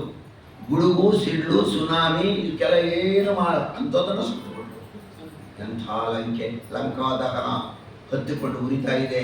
ಅಲ್ಲಿಯ ಜನ ಕಿರ್ಚ್ಕೊತಾ ಇದ್ದಾರೆ, ಚೀರಾಡ್ತಾ ಇದ್ದಾರೆ, ಪ್ರಾಣ ಉಳ್ಕೊಂಡ್ರು ಸಾಕು ಅಂತ ಇದ್ದಾರೆ. ಲಂಕೆಯ ಗತಿ ಏನಾಗಿ ಬೇಡ. ಹನುಮಂತ ದೇವರು ಇಷ್ಟೆಲ್ಲ ಉಪಟಳವನ್ನು ಮಾಡಿ ಕೊನೆಗೆ ಹಾರ್ತಾ ಬಂದು ಸಮುದ್ರದಲ್ಲಿ ಬೆಂಕಿಯನ್ನು ಆರಿಸಿಕೊಂಡ್ರು. ಬಾಲದಲ್ಲಿ ನಿಂತುಕೊಂಡ್ರು. ಗಾಬರಿ ಆಯಿತು. ಎಂಥ ಅಕಾರ್ಯ ಮಾಡಿಬಿಟ್ಟೆ ನಾನು. ಲಂಕೆನೇ ಸುಟ್ಟೋಯ್ತಲ್ಲ, ಅಶೋಕವನೂ ಸುಟ್ಟೋದ್ರ ಗತಿ ಏನು, ಸೀತಾದೇವರು ಸುಟ್ಟೋದ್ರ ಗತಿ ಏನು ಅಂತ ಯೋಚನೆ ಮಾಡ್ತಾ ಇದ್ದಾರೆ. ಆಗ ಆಕಾಶದಲ್ಲಿ ಹೋಗ್ತಾ ಇದ್ದಾರೆ ಚಾರಣರು. ಅಬ್ಬಾ, ರಾಮದೇವರು ಭಗವಂತನ ಸತ್ಯ ಇನ್ನೆಷ್ಟು ದೊಡ್ಡದು, ಹನುಮಂತ ದೇವರ ಕಾರ್ಯ ಇನ್ನೆಷ್ಟು ಪ್ರಸಿದ್ಧಿ. ಲಂಕೆ ಎಲ್ಲ ಸುಟ್ಟರೂ ಕೂಡ ಅಶೋಕವನ ಸುಗ್ರೀವಲ್ರೇ ಅಂದ್ಕೊಂಡು ಹೋಗ್ತಾ ಇದ್ದಾರೆ. ಇದನ್ನ ಕೇಳಿಸಿಕೊಂಡು ಹನುಮಂತ ದೇವರಿಗೆ ಗಟ್ಟಿಯಾಯ್ತು. ಓ, ಅಶೋಕವನ ಸುಟ್ಟಿಲ್ಲ. ಹೋದ್ರು ಅಶೋಕವನಕ್ಕೆ. ತಿರ್ಗ ಸೀತಾದೇವಿಯರನ್ನು ನೋಡಿದ್ರು, ನಮಸ್ಕಾರ ಮಾಡಿದ್ರು. ಅಮ್ಮ, ನಾನು ಬಂದ ಕೆಲಸ ಆಯಿತು, ಎಲ್ಲರನ್ನು ನೋಡಿಕೊಂಡೆ, ಎಲ್ಲರ ಸಾಮರ್ಥ್ಯವೂ ಅರಿವಾಯಿತು. ಈಗ ನಾನು ರಾಮದೇವರ ಬಳಿಗೆ ಹೋಗ್ತಾ ಇದ್ದೇನೆ ಅಂತ ಹೇಳಿ ಇನ್ನೇನಾದ್ರು ಹೇಳೋದಿದೆಯಾ ಅಂದರು. ಇಲ್ಲಪ್ಪ, ನಿನ್ನೆ ಎಲ್ಲ ತಿಳಿಸಿದ್ದೀನಲ್ಲ, ಅದನ್ನು ನನ್ನ ಒಡೆಯನಿಗೆ ಹೇಳ್ಬಿಡು ಅಂದರು ಸೀತಾದೇವಿ. ಹನುಮಂತ ದೇವರ ಚಂಗನೆ ಹೊರಟರು. ಹಾರು ಬರ್ತಾ ಇದ್ದಾರೆ. ಸಮುದ್ರದ ಈ ದಡದಲ್ಲಿ ಇವರೆಲ್ಲ ಉಪವಾಸ ಇದ್ದಾರೆ. ಹನುಮಂತ, ನೀನು ಬರುವ ತನಕ ನಾವೇನು ತಗೊಳ್ಳಲ್ಲ, ಆಹಾರ ಯಾವ ಹಣ್ಣುಗಳು ತಗೊಳ್ಳಲ್ಲ, ಅದೆಷ್ಟೇ ದಿನವಾಗಲಿ ಅದಷ್ಟೇ ಉಪವಾಸವಾಗಿ ಮಾಡ್ತೀವಿ ನಾವು. ಜಾಂಬುವಂತ, ಅಂಗದ, ನಳ, ನೀಲ ಮೊದಲಾದ ಕಪಿಗಳೆಲ್ಲ ಸುಮ್ಮನೆ ಭಕ್ತಿಯಿಂದ ನಿಂತಿದ್ದಾರೆ. ಹನುಮಂತ ದೇವರು ಬರೋದನ್ನೇ ನಿರೀಕ್ಷೆ ಮಾಡ್ತಿದ್ದಾರೆ. ಮೇಲೆ ಬಂದ್ರಲ್ಲ ಹನುಮಂತ ದೇವರು, ಕೇಕೆ ಹಾಕೊಂಡು ಬಂದರು, ಕೂಗ್ತಾ ಬಂದರು. ಗೊತ್ತಾಯ್ತು ಇವರಿಗೆಲ್ಲ, ಓ, ಹನುಮಂತ ಬಂದಿರುವ ಈ ಸೂಚನೆ ಕಾರ್ಯ ಆಗಿದೆ, ಕಾರ್ಯ ಸಫಲವಾಗಿದೆ ಅಂತ ಗೊತ್ತಾಯಿತು. ಬಂದು ಈಚೆ ಕಡೆ ದಳದಲ್ಲಿ ಇಳಿದ್ರು ಹನುಮಂತ ದೇವರು. ಹನುಮಂತ, ಹನುಮಂತ ಹೋಗಿದ್ದೇನೋ, ಹೇಗಿದ್ದಾರೋ ಮುತ್ಕೊಂಡ್ಬಿಟ್ರು. ಅವನಿಗೆಲ್ಲ ಸುತ್ತುವರಿದರು. ಹನುಮಂತ ದೇವರು ಹೇಳ್ತಾನೆ, ನಾನು ಲಂಕೆಗೆ ಹೋಗಿದ್ದೆ, ಸೀತಾದೇವಿಯರನ್ನು ನೋಡಿದ್ದೆ, ಕುಶಲರಾಗಿದ್ದಾರೆ, ಬೇಗ ರಾಮನಿಗೆ ಈ ಸುದ್ದಿ ಮುಟ್ಟಿಸಬೇಕು ಅಂತ ಹೇಳಿದವರು. ನಾನು ಹೋದೆ, ಅವರ ಪರಾಕ್ರಮ ಎಲ್ಲ ಹೇಳ್ಬಿಡಲ್ಲ ಇಲ್ಲಿ. ಆಗ ನಮಗೆ ಉಪವಾಸ ಇದೀವಲ್ಲೋ, ಕಾರ್ಯನೂ ಆಗಿದೆಯಲ್ಲೋ, ಈ ಸಮಯದಲ್ಲಿ ನಾವ್ಯಾಪ ಸಂಕಟ ಪಡಬೇಕು? ಸಂತೋಷ ನಾವೇನಾದ್ರು ತಿನ್ನೋಣ. ಎಲ್ಲ ಕಪಿಗಳು ಕೂಡ ಹೋಗ್ತಾರೆ. ಮಧುವನ, ಜೇನುತುಪ್ಪದ ತೋಟ, ಅಲ್ಲೊಬ್ಬ ದಧಿಮುಖ ಅಂತ ಇರ್ತಾನೆ, ತೋಟ ನೋಡ್ಕೊಳ್ಳೋದು. ಅವನನ್ನ ಚೆಂಡೆಸ್ದಾಗ ಎಸ್ತು ಬಿಟ್ರು ಎಲ್ಲ ಕಡೆಗೂ ಕಾವಲುಗಾರನ. ಜೇನುತುಪ್ಪವನ್ನು ಕುಡಿಯಕ್ಕೆ ಹೋಗ್ತಾರೆ, ಜೇನುತುಪ್ಪ ತಿನ್ನಕ್ಕೆ ಹೋಗ್ತಾರೆ, ಇನ್ನೊಬ್ಬನ ಮೈ ಮೆತ್ತಕ್ಕೆ ಹೋಗ್ತಾರೆ. ಕಪಿಚೇಷ್ಟೇ, ಸಂತೋಷ ಬೇರೆ ಆಗ್ಬಿಟ್ಟಿದೆ, ಇನ್ನೇನಾಗಬೇಡ ಇನ್ನು. ಹಾಗೆ ಜೇನುತುಪ್ಪವನ್ನು ಹಾಳು ಮಾಡ್ತಾ ಇದ್ದಾರೆ. ಆಗ ದಧಿಮುಖ ಬಂದು ಸುಗ್ರೀವನ ಹತ್ರ ಹೇಳ್ತಾನೆ. ಸುಗ್ರೀವ ರಾಮ ಪಕ್ಕದಲ್ಲಿ ಕೂತಿರ್ತಾರೆ ಕೃಷ್ಣನಿಗೆ. ಆ ದಿಕ್ಕಿಗೆ ಹೋಗಿದ್ದವರೆಲ್ಲ ಬಂದರು, ಜೇನುತುಪ್ಪದ ತೋಟದೊಳಗೆ ನುಗ್ಗಿದ್ದಾರೆ, ಹಾಳು ಮಾಡ್ತಾ ಇದ್ದಾರೆ ಎಂದ. ಆಗ ರಾಮ ಕೇಳ್ತಾನೆ, ಸುಗ್ರೀವ, ಜೇನುತುಪ್ಪನ ಹೀಗೆ ಮಾಡೋದು ಯಾರು ಉಂಟೇನೋ, ಎಂಥ ವಸ್ತುನೋ ಜೇನುತುಪ್ಪ. ಅದಕ್ಕೆ ಸುಗ್ರೀವ ಹೇಳ್ತಾನೆ, ರಾಮ, ಈ ಥರ ಚೇಷ್ಟೆಗಳು ಆಗ್ತಲೇ ಇರುತ್ತೆ, ನಾನು ಅದನ್ನು ನಿಯಂತ್ರಣ ಮಾಡ್ತಾ ಇದ್ದೀನಿ, ಅದೇ ಆಗೋಯ್ತು ನನಗೆ ಅಂತಾನೆ. ಈ ಕಪಿಗಳನ್ನ ನಿಯಂತ್ರಿಸೋದಿದೆಯಲ್ಲ, ಅಷ್ಟು ಸುಲಭದ ಕೆಲಸ ಅಲ್ಲ. ಅಷ್ಟು ಹೊತ್ತಿಗೆ ಎಲ್ಲ ಕಪಿಗಳು ರಾಮದೇವರ ಹತ್ತಿರ ಬಂದ್ಬಿಟ್ಟು ಹನುಮಂತ ದೇವರು ಚೂಡಾಮಣಿಂ ಪವನಜ ಪದಯೋರ್ನಿಧಾಯ ಸರ್ವಾಂಗಕೈ ಪ್ರತಿಮಸ್ಯ ಚಕಾರ ಭಕ್ತ್ಯ ರಾಮೋಪಿ ನಾಣ್ಯದನುದಾತು ಮನುಷ್ಯ ಯೋಗ್ಯಂ ಅತ್ಯಂತ ಭಕ್ತಿ ಭರಿತಸ್ಯ ವಿಲಕ್ಷ್ಯ ಕಿಂಚಿತ್ ಸ್ವಾತ್ಮ ಪ್ರಧಾನಮಧಿಕಂ ಪವನಾತ್ಮಜಸ್ಯ ಕುರ್ವನ್ ಸಮಾಶ್ರಿತತ್ವಂ ಪರಮಾಭಿತೃಷ್ಟಃ. ರಾಮದೇವರಿಗೆ ಆದಂತಹ ಸಂತೋಷ ಅಷ್ಟಿಷ್ಟಲ್ಲ. ಹನುಮಂತ ಹೋಗಿದ್ದೇನೋ? ಹೋಗಿದ್ದೆ. ಹೇಗಿದ್ದಾಳ ಸೀತಾ? ಹೀಗಿದ್ದಾಳೆ. ಏನಂತ ಹೇಳಿದಾಳಪ್ಪ? ತಗೋ ಚೂಡಾಮಣಿಯನ್ನು ಅವನ ಹತ್ತಿರ ಇಟ್ಟ, ನಮಸ್ಕಾರ ಮಾಡ್ದ. ಚೂಡಾಮಣಿಯನ್ನು ಕೊಟ್ಟು ನೋಡಿ ಆನಂದಪಟ್ಟ ರಾಮ. ಹನುಮಂತನನ್ನ ಹತ್ತಿರ ಕರೆದ, ಆಲಂಗಿನ ಮಾಡಿದ. ಸಹಭೋಗಮನನ್ಯ ಲಭ್ಯಮಸ್ಮೈ ಅನ್ನಂತೆ. ಯಾವ ರಮಾದೇವಿಯರಿಗೆ ಕೊಡ್ತಕ್ಕಂತಹ ಸಹಭೋಗವೊಂದನ್ನು ಬಿಟ್ಟು ಇನ್ನೆಲ್ಲ ಸುಖವನ್ನು ಹನುಮಂತ ದೇವರು ಕೊಟ್ಟ ಅಂದರೆ ಇನ್ನೆಂಥ ಪುಣ್ಯ ಕಾರ್ಯ ಏನಾಗಿರ್ಬೇಡ. ನಾನು ಸರ್ವೋತ್ತಮನಾದರೆ ನೀನು ಜೀವೋತ್ತಮ ಕೊಡ ಹನುಮಂತ. ಎಷ್ಟು ದೊಡ್ಡದಾದ ಕಾರ್ಯ ಮಾಡಿದೀಯೋ ನೀನು, ಎಷ್ಟು ಕಷ್ಟವಾಗಿದೆಯೋ. ಹೋಗ್ಬೇಕಾದ್ರೆ ಸುಮ್ಮನೆನಾ? ಹೋಗು, ನಿನಗೇನಾದ್ರು ಕೊಡಲೇಬೇಕಾ? ಏನು ಕೊಡಲಿ? ಅಜ ಪದವಿಯನ್ನು ರಾಮ ಕೊಡ ಬರಲು ಹನುಮಂತ ನಿಜ ಭಕುತಿಯನ್ನೇ ಬೇಡಿಯ ವರವ ಪಡೆದ. ಮುಂದಿನ ಕಲ್ಪದಲ್ಲಿ ನೀನೇ ಬ್ರಹ್ಮ, ಹೋಗೋ, ಸೃಷ್ಟಿಕರ್ತ ನೀನು, ನಿನಗೆ ಆ ಪದವಿ ಕೊಟ್ಟಿದ್ದೇನೆ. ಬೇಡ ರಾಮ, ನಿರ್ವ್ಯಾಜ ನಿಶ್ಚಲ ಸದ್ಗುಣಗಣ ಬೃಹತಿ ಶಾಶ್ವತೀ ಆಶುದೇವ. ನಿರ್ವ್ಯಾಜವಾದ, ನಿಷ್ಕಲ್ಮಶವಾದ, ಶುದ್ಧವಾದ ಭಕ್ತಿಯನ್ನು ಕೊಡು ನನ್ನ ಸಾಕು, ಇನ್ನೇನು ಬೇಡ ಅಂತ ಹನುಮಂತ ದೇವರು ಕೇಳಿಕೊಂಡಾಗ ರಾಮದೇವರ ಆಲಿಂಗನ ಮಾಡಿಕೊಂಡು ಹನುಮಂತ ದೇವರ ಸಂತೋಷ ಪಡಿಸಿದ. ಎಲ್ಲ ಕವಿಗಳು ಕೂಡ ಹನುಮಂತನನ್ನು ಕೇಳಿದ್ರು, ಹನುಮಂತ ರಾಮದೇವರ ಹತ್ತಿರ ಹೋದಿಯಲ್ಲೋ, ಎಷ್ಟು ಪುಣ್ಯಾನೋ ನಿನಗೆ. ರಾಮದೇವರು ನಿನ್ನನ್ನು ಮುಟ್ಟಿದನಲ್ಲೋ, ಹತ್ತಿರ ಕರೆದ ಆಲಿಂಗನ ಮಾಡಿಕೊಂಡಲ್ಲೋ. ನಾವು ರಾಮದೇವರನ್ನು ನೋಡಬೇಕಲ್ಲೋ ಹತ್ತಿರದಲ್ಲಿ ಎಂದು ಎಲ್ಲ ಕವಿಗಳು ಬನ್ನಿ ನನ್ನ ಜೊತೆಯಲ್ಲಿ ಇದ್ರು. ಹನುಮಂತೇವರು ಎಲ್ಲರನ್ನೂ ಕರೆದರು. ರಾಮ ತನ್ನ ನೇತ್ರಗಳಿಂದ ಎಲ್ಲ ಕವಿಗಳನ್ನು ನೋಡಿದ. ಭಗವಂತ ನಮ್ಮನ್ನು ನೋಡಬೇಕಾದ್ರೆ ನಾವು ಹನುಮಂತನ ಮೂಲಕ ಹೋದರೆ ಸಾಧ್ಯ. ಹನುಮಂತನ ಮೂಲಕ ಅಂದರೆ ಶಾಸ್ತ್ರ, ಮಧ್ವಶಾಸ್ತ್ರ. ಮಧ್ವಶಾಸ್ತ್ರದಿಂದ ಭಗವಂತನ ದರ್ಶನವಾಗುತ್ತದೆ. ಸಂತೋಷವಾಯಿತು ಎಲ್ಲ ಕವಿಗಳಿಗೂ ಕೂಡ. ಇನ್ನು ಹೊರಡೋಣ, ನಡೀರಿ. ಎಲ್ಲಿಗೆ? ಲಂಕೆಗೆ. ಏತಕ್ಕೆ? ಯುದ್ಧಕ್ಕಾಗಿ ಹೊರಡಬೇಕು. ಯುದ್ಧಕ್ಕೆ ಇಲ್ಲಿಗೆ ಸುಮ್ಮನಕಾಂಡ ನಿಲ್ಲುತ್ತದೆ. ಮುಂದಕ್ಕೆ ಯುದ್ಧಕಾಂಡ. ಒಬ್ಬೊಬ್ಬರ ಮೇಲೆ ಒಬ್ಬೊಬ್ಬರು ಏರಿದರು. ಅಲ್ಲಿ ಹನುಮಂತನ ಮೇಲೆ ರಾಮ, ಲಕ್ಷ್ಮಣ ಅಂಗದನ ಮೇಲೆ ಎಲ್ಲ ಹಾರ್ತಾ ಇದ್ದಾರೆ. ಎಲ್ಲ ಕಪಿಗಳನ್ನು ಕರೆಯಿರಿ ಅಂತ ಸುಗ್ರೀವ ಕರೆದರು. ಎಲ್ಲ ಸುಗ್ರೀವ ಕರೆದ ಎಲ್ಲ ಕಪಿಗಳನ್ನು, ಕೋಟಿ ಕೋಟಿ ಸಂಖ್ಯೆಯ ಕಪಿಗಳು, ಒಬ್ಬರಿಬ್ಬರಲ್ಲ, ಬಂದರು. ಸಮುದ್ರದ ದಡದಲ್ಲಿ ನಿಂತಿದ್ದಾರೆ. ಸಮುದ್ರದ ದಡದಲ್ಲಿ ನಿಲ್ಲಬೇಕಾದ್ರೆ ನೋಡಿದ್ರು ಸಮುದ್ರವನ್ನು. ಅಷ್ಟು ಜನ ಕಪಿಗಳು ಹೋಗುವ ಬಗೆ ಹೇಗೆ? ಹೋಗ್ಬೇಕಲ್ಲ ಲಂಕೆಗೆ. ಯಾಕೆ ಬೇಕ್ರಿ ಭಗವಂತನಿಗೆ ಭಂಗ? ವೈಕುಂಠದಲ್ಲಿ ಸುಖವಾಗಿರಬಾರ್ದಾಗಿತ್ತೆ? ಭಕ್ತರನ್ನು ಉದ್ಧಾರ ಮಾಡ್ಕೊಂಡಿರ್ಬೋದಾಗಿತ್ತಲ್ಲ ವೈಕುಂಠದಲ್ಲಿ. ಅಲ್ಲಿಂದ ಇಲ್ಲಿಗೊಂದು ಈ ಕಪಿಗಳನ್ನೆಲ್ಲ ಕರ್ಕೊಂಡು, ಇವರು ಕರ್ಕೊಂಡು ಲಂಕೆಗೆ ಹೋಗಿ ರಾವಣನ ವಧೆ. ಭಗವಂತ ಭಕ್ತರಿಗೋಸ್ಕರ ತಾನು ಎಷ್ಟು ಕಾರ್ಯವನ್ನು ಮಾಡ್ತಾನೆ ಸ್ವಾಮಿ. ಆವಾಗ ಸೇತುವೆಯನ್ನು ಕಟ್ಟೋಣ, ಎದುರು ನಿಲ್ಲಲ್ಲ ಈ ಸಮುದ್ರ. ಈ ಸಮುದ್ರದ ಮೇಲೆ ಹೋಗೋದು ಹೇಗೆ? ಒಬ್ಬರಿಬ್ಬರಲ್ಲ, ಕೋಟಿ ಕೋಟಿ ಕಪಿಗಳು. ಆಗ ಆ ಸೇತುವೆ ಕಟ್ಟಬೇಕಾದ್ರೂ ನೀರು ಸುಮ್ಮನೆ ನಿಲ್ಲಬೇಕಲ್ಲ, ಅಲೆ ಅಲೆಯಾಗಿಯೇ ಇದೆ. ಅಲೆ ಅಲೆ, ದೊಡ್ಡ ದೊಡ್ಡ ಅಲೆಗಳು ಸಮುದ್ರದಲ್ಲಿ. ಆಗ ರಾಮದೇವರು ಏನು ಮಾಡ್ತಾನೆ? ದಕ್ಷಿಣ ದಿಕ್ಕಿಗೆ ತಿರುಗಿಕೊಂಡು ದರ್ಭೆಯ ಮೇಲೆ ಮಲಗಿದ. ಅದೇ ದರ್ಭಶಯನ ಇರ್ತಕ್ಕಂಥ ದರ್ಭಶಯನ. ಧನುಷ್ಕೋಟಿ ಅಂತ ಅದನ್ನೆಲ್ಲ ಅಲ್ಲಿ ಮಲಗಿದ ಸ್ವಾಮಿ. ಎಷ್ಟೊತ್ತು ನಿಲ್ತಾನೋ ನೋಡೋಣ ಅಂತ ನಿಲ್ಲಲೇ ಇಲ್ಲ ಸಮುದ್ರ. ಅಲೆ ಬರ್ತಲೇ ಇದೆ. ಆಗ ಬಿಲ್ಲು ಬಾಣ ತಗೊಂಡು ನಿಂತ. ಹೇಳಿದ್ನಲ್ಲ ಬೆಳಗ್ಗೆ, ರಾಮದೇವರಿಗೆ ಕೋಪ ಬಂದಿದ್ದು ಇವೆರಡೇ ಸಂದರ್ಭ. ಮಾರೀಚನನ್ನು ಕೊಲ್ಲುವ ಸಂದರ್ಭ, ಸಮುದ್ರಕ್ಕೆ ಸೇತುವೆಯನ್ನು ಕಟ್ಟಬೇಕಾದ್ರೆ. ಅದು ಹೇಗೆ ನಿಲ್ಲಲ್ಲ ನಾನು ನೋಡ್ತೀನಿ ಅಂತ ಹೇಳಿ ಬಿಲ್ಲು ಹೂಡೇ ಬಿಟ್ಟ ಬಾಣವನ್ನು. ಅಷ್ಟರಲ್ಲಿ ಸಮುದ್ರ ರಾಜ ಸಮುದ್ರದಿಂದ ಎದ್ದು ಬಂದು ಪೂಜೆ ಸಾಮಾನೆಲ್ಲ ತಗೊಂಡು ಬಂದು ಪೂಜಾ ದ್ರವ್ಯವನ್ನು ರಾಮದೇವರಿಗೆ ಪೂಜೆ ಅರ್ಪಿಸಿದ. ಪೂಜೆಯನ್ನು ಮಾಡಿದ ರಾಮದೇವರಿಗೆ. ರಾಮ ಕ್ಷಮಿಸು, ಮನ್ನಿಸು, ನಾನು ಅರಿಯದೇ ಹೋದೆ ಅಂತ ಹೇಳಿ ಸಮುದ್ರ ರಾಜ ನಮಸ್ಕಾರ ಮಾಡಿದಾಗ ಆ ಬಿಲ್ಲು ಹೂಡಿದ್ನೆಲ್ಲ ಏನು ಮಾಡಬೇಕು? ಅದನ್ನು ಹಿಂದೆ ತೆಗೆಯೋ ಹಾಗಿಲ್ಲ. ಆ ಬಿಲ್ಲು ಬಿಡಬೇಕಲ್ಲ ಬಾಣವನ್ನು. ಆಗ ಸಮುದ್ರ ರಾಜನೇ ಹೇಳ್ದ, ರಾಮ, ನನ್ನ ತಳದಲ್ಲಿ ಅನೇಕ ಜನ ರಾಕ್ಷಸರು ಮನೆ ಮಾಡಿದ್ದಾರೆ. ಅವರನ್ನ ಕೊಲ್ಲಬೇಕು ಅಂತ. ರಾಮಾವತಾರದಲ್ಲಿ ಎಲ್ಲೆಲ್ಲಿರೋ ರಾಕ್ಷಸರನ್ನ ಕೊಂದಿದ್ದಾನೆ. ಮರದ ರೂಪದಲ್ಲಿರುವ ರಾಕ್ಷಸರು ಸುಗ್ರೀವ ಹೇಳ್ದ ಅಂತ ಸಪ್ತಚಿತ್ವಾದ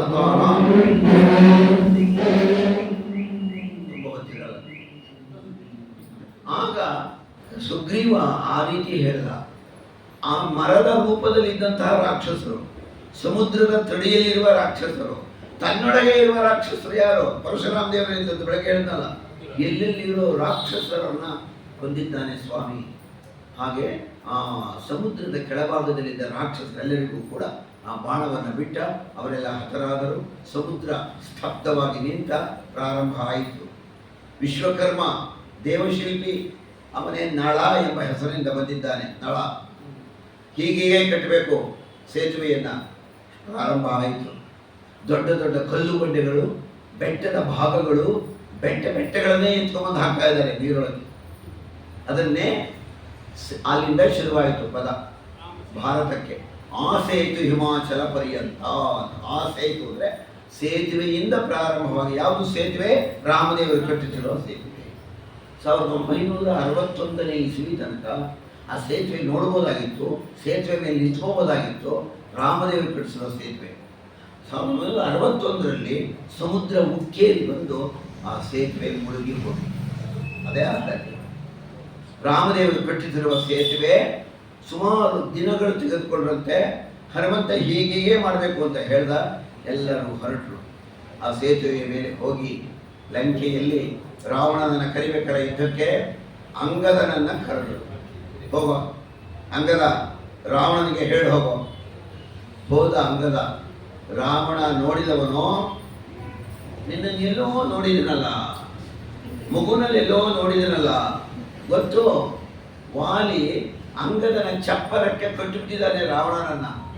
ಅಂಗದ ವಧಿತಾ ಇದ್ದಾನೆ ಪುಟ್ಟ ಮಗು. ಯಾರಿಗೆ? ರಾವಣನ ಮುಖಕ್ಕೆ. ಹಾಗೆ ಆಗ ಏನು ಬಂದ್ಯಲ್ಲ, ಈಗ ಯುದ್ಧಕ್ಕೆ ಬಂದಿದ್ದಾನೆ. ಯುದ್ಧ ಯಾರೊಡನೆ? ರಾಮನೊಡನೆ ಯುದ್ಧ. ನಾವೆಲ್ಲ ಬಂದಿದ್ದೀವಿ, ಬಾ ಯುದ್ಧಕ್ಕೆ. ಏನು ಮಾಡ್ಬೇಕು ಅವಾಗ? ರಾವಣ ಬಂದುಬಿಟ್ಟಿದ್ದಾನೆ ಯುದ್ಧಕ್ಕೆ. ಇಲ್ಲ ಅಂದರೆ ಪರಾಕ್ರಮಕ್ಕೆ ಕಪ್ಪು ಚುಕ್ಕೆ ಕೊಂದು ಬರುತ್ತದೆ. ಆಗ ಯುದ್ಧ ಮಾಡಲೇಬೇಕು. ಬರ್ತೇನೆ ನಡಿ ಹೇಳ್ತಾರೆ, ಯುದ್ಧ ಮಾಡ್ತೇನೆ. ಆಗ ವಿಭೀಷಣ ಮೊದಲಾದವರೆಲ್ಲ ಹೇಳ್ತಾರೆ, ಬೇಡ ರಾವಣ, ಅತಿ ಸರ್ವತ್ರ ವರ್ಜನೆ. ಅತಿಯಾಯಿತು ನಿನ್ನದು, ಯುದ್ಧ ಬೇಡ. ಎಲ್ಲರೂ ಕ್ಷೇಮವಾಗಿರೋಣ, ಯುದ್ಧ ಬೇಡ ಅಂತಾನೆ ವಿಭೀಷಣ. ಕೇಳಲ್ಲ ರಾವಣ. ವಿಭೀಷಣನಿಗೆ ಬೇಸರ ಬಂದಿದ್ದು. ರಾಮನ ಕಡೆಗೆ ಹೊರಟು.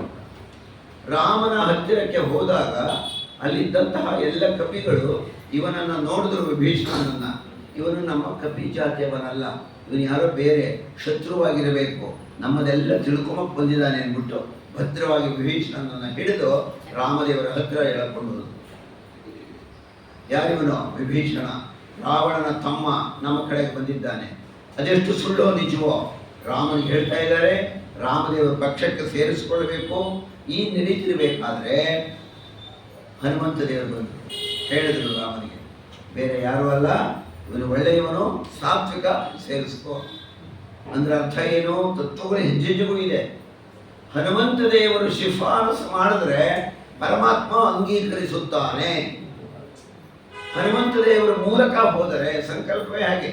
ಶ್ರೀಮದ್ ಭಾರತೀಯ ರಮಣ ಮುಖ್ಯ ಪ್ರಾಣಾಂತರ್ಗತ ಅಂದಲೇ ನೇರವಾದ ಪ್ರಾಪರ್ ಛಾಂದೋಗ್ಯ ಉಪನಿಷತ್ತು ಹೆಜ್ಜೆ ಹೆಜ್ಜೆಗೂ ಹೇಳುತ್ತೆ ವಾಯುದೇವರ ಒಂದು ಮಹಿಮೆ ಏನು ಅನ್ನೋದನ್ನು. ಆಗ ಹನುಮಂತ ದೇವರು ಹೇಳಿದಂತೆ ರಾಮದೇವರು ವಿಭೀಷಣನನ್ನ ಪಕ್ಷಕ್ಕೆ ಸೇರಿಸಿಕೊಂಡರು. ಯುದ್ಧ ಪ್ರಾರಂಭವಾಗಬೇಕು.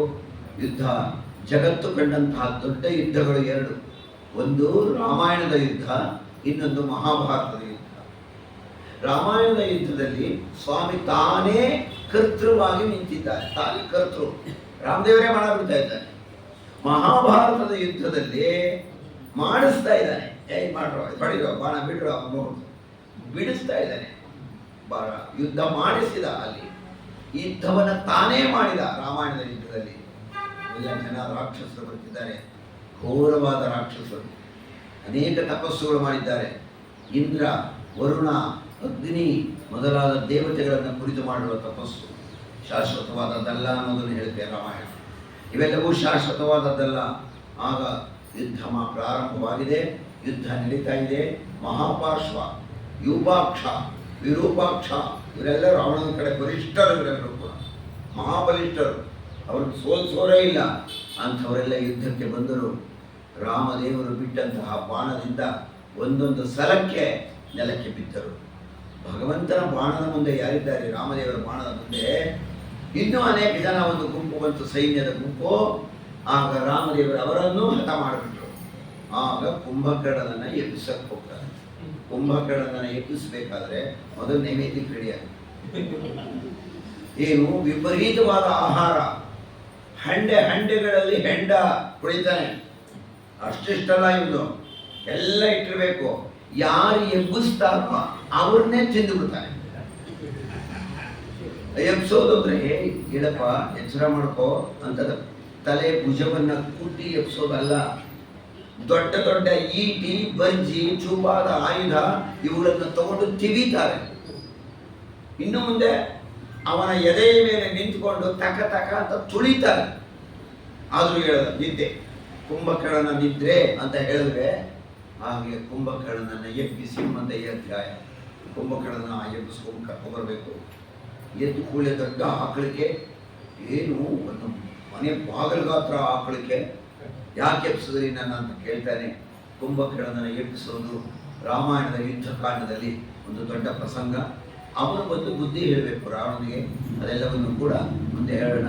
ಸ್ವಲ್ಪ ಒಂದು 10 ನಿಮಿಷ ಬ್ರೇಕ್ ತಗೊಳ್ಳೋಣ. ಮುಂದಕ್ಕೆ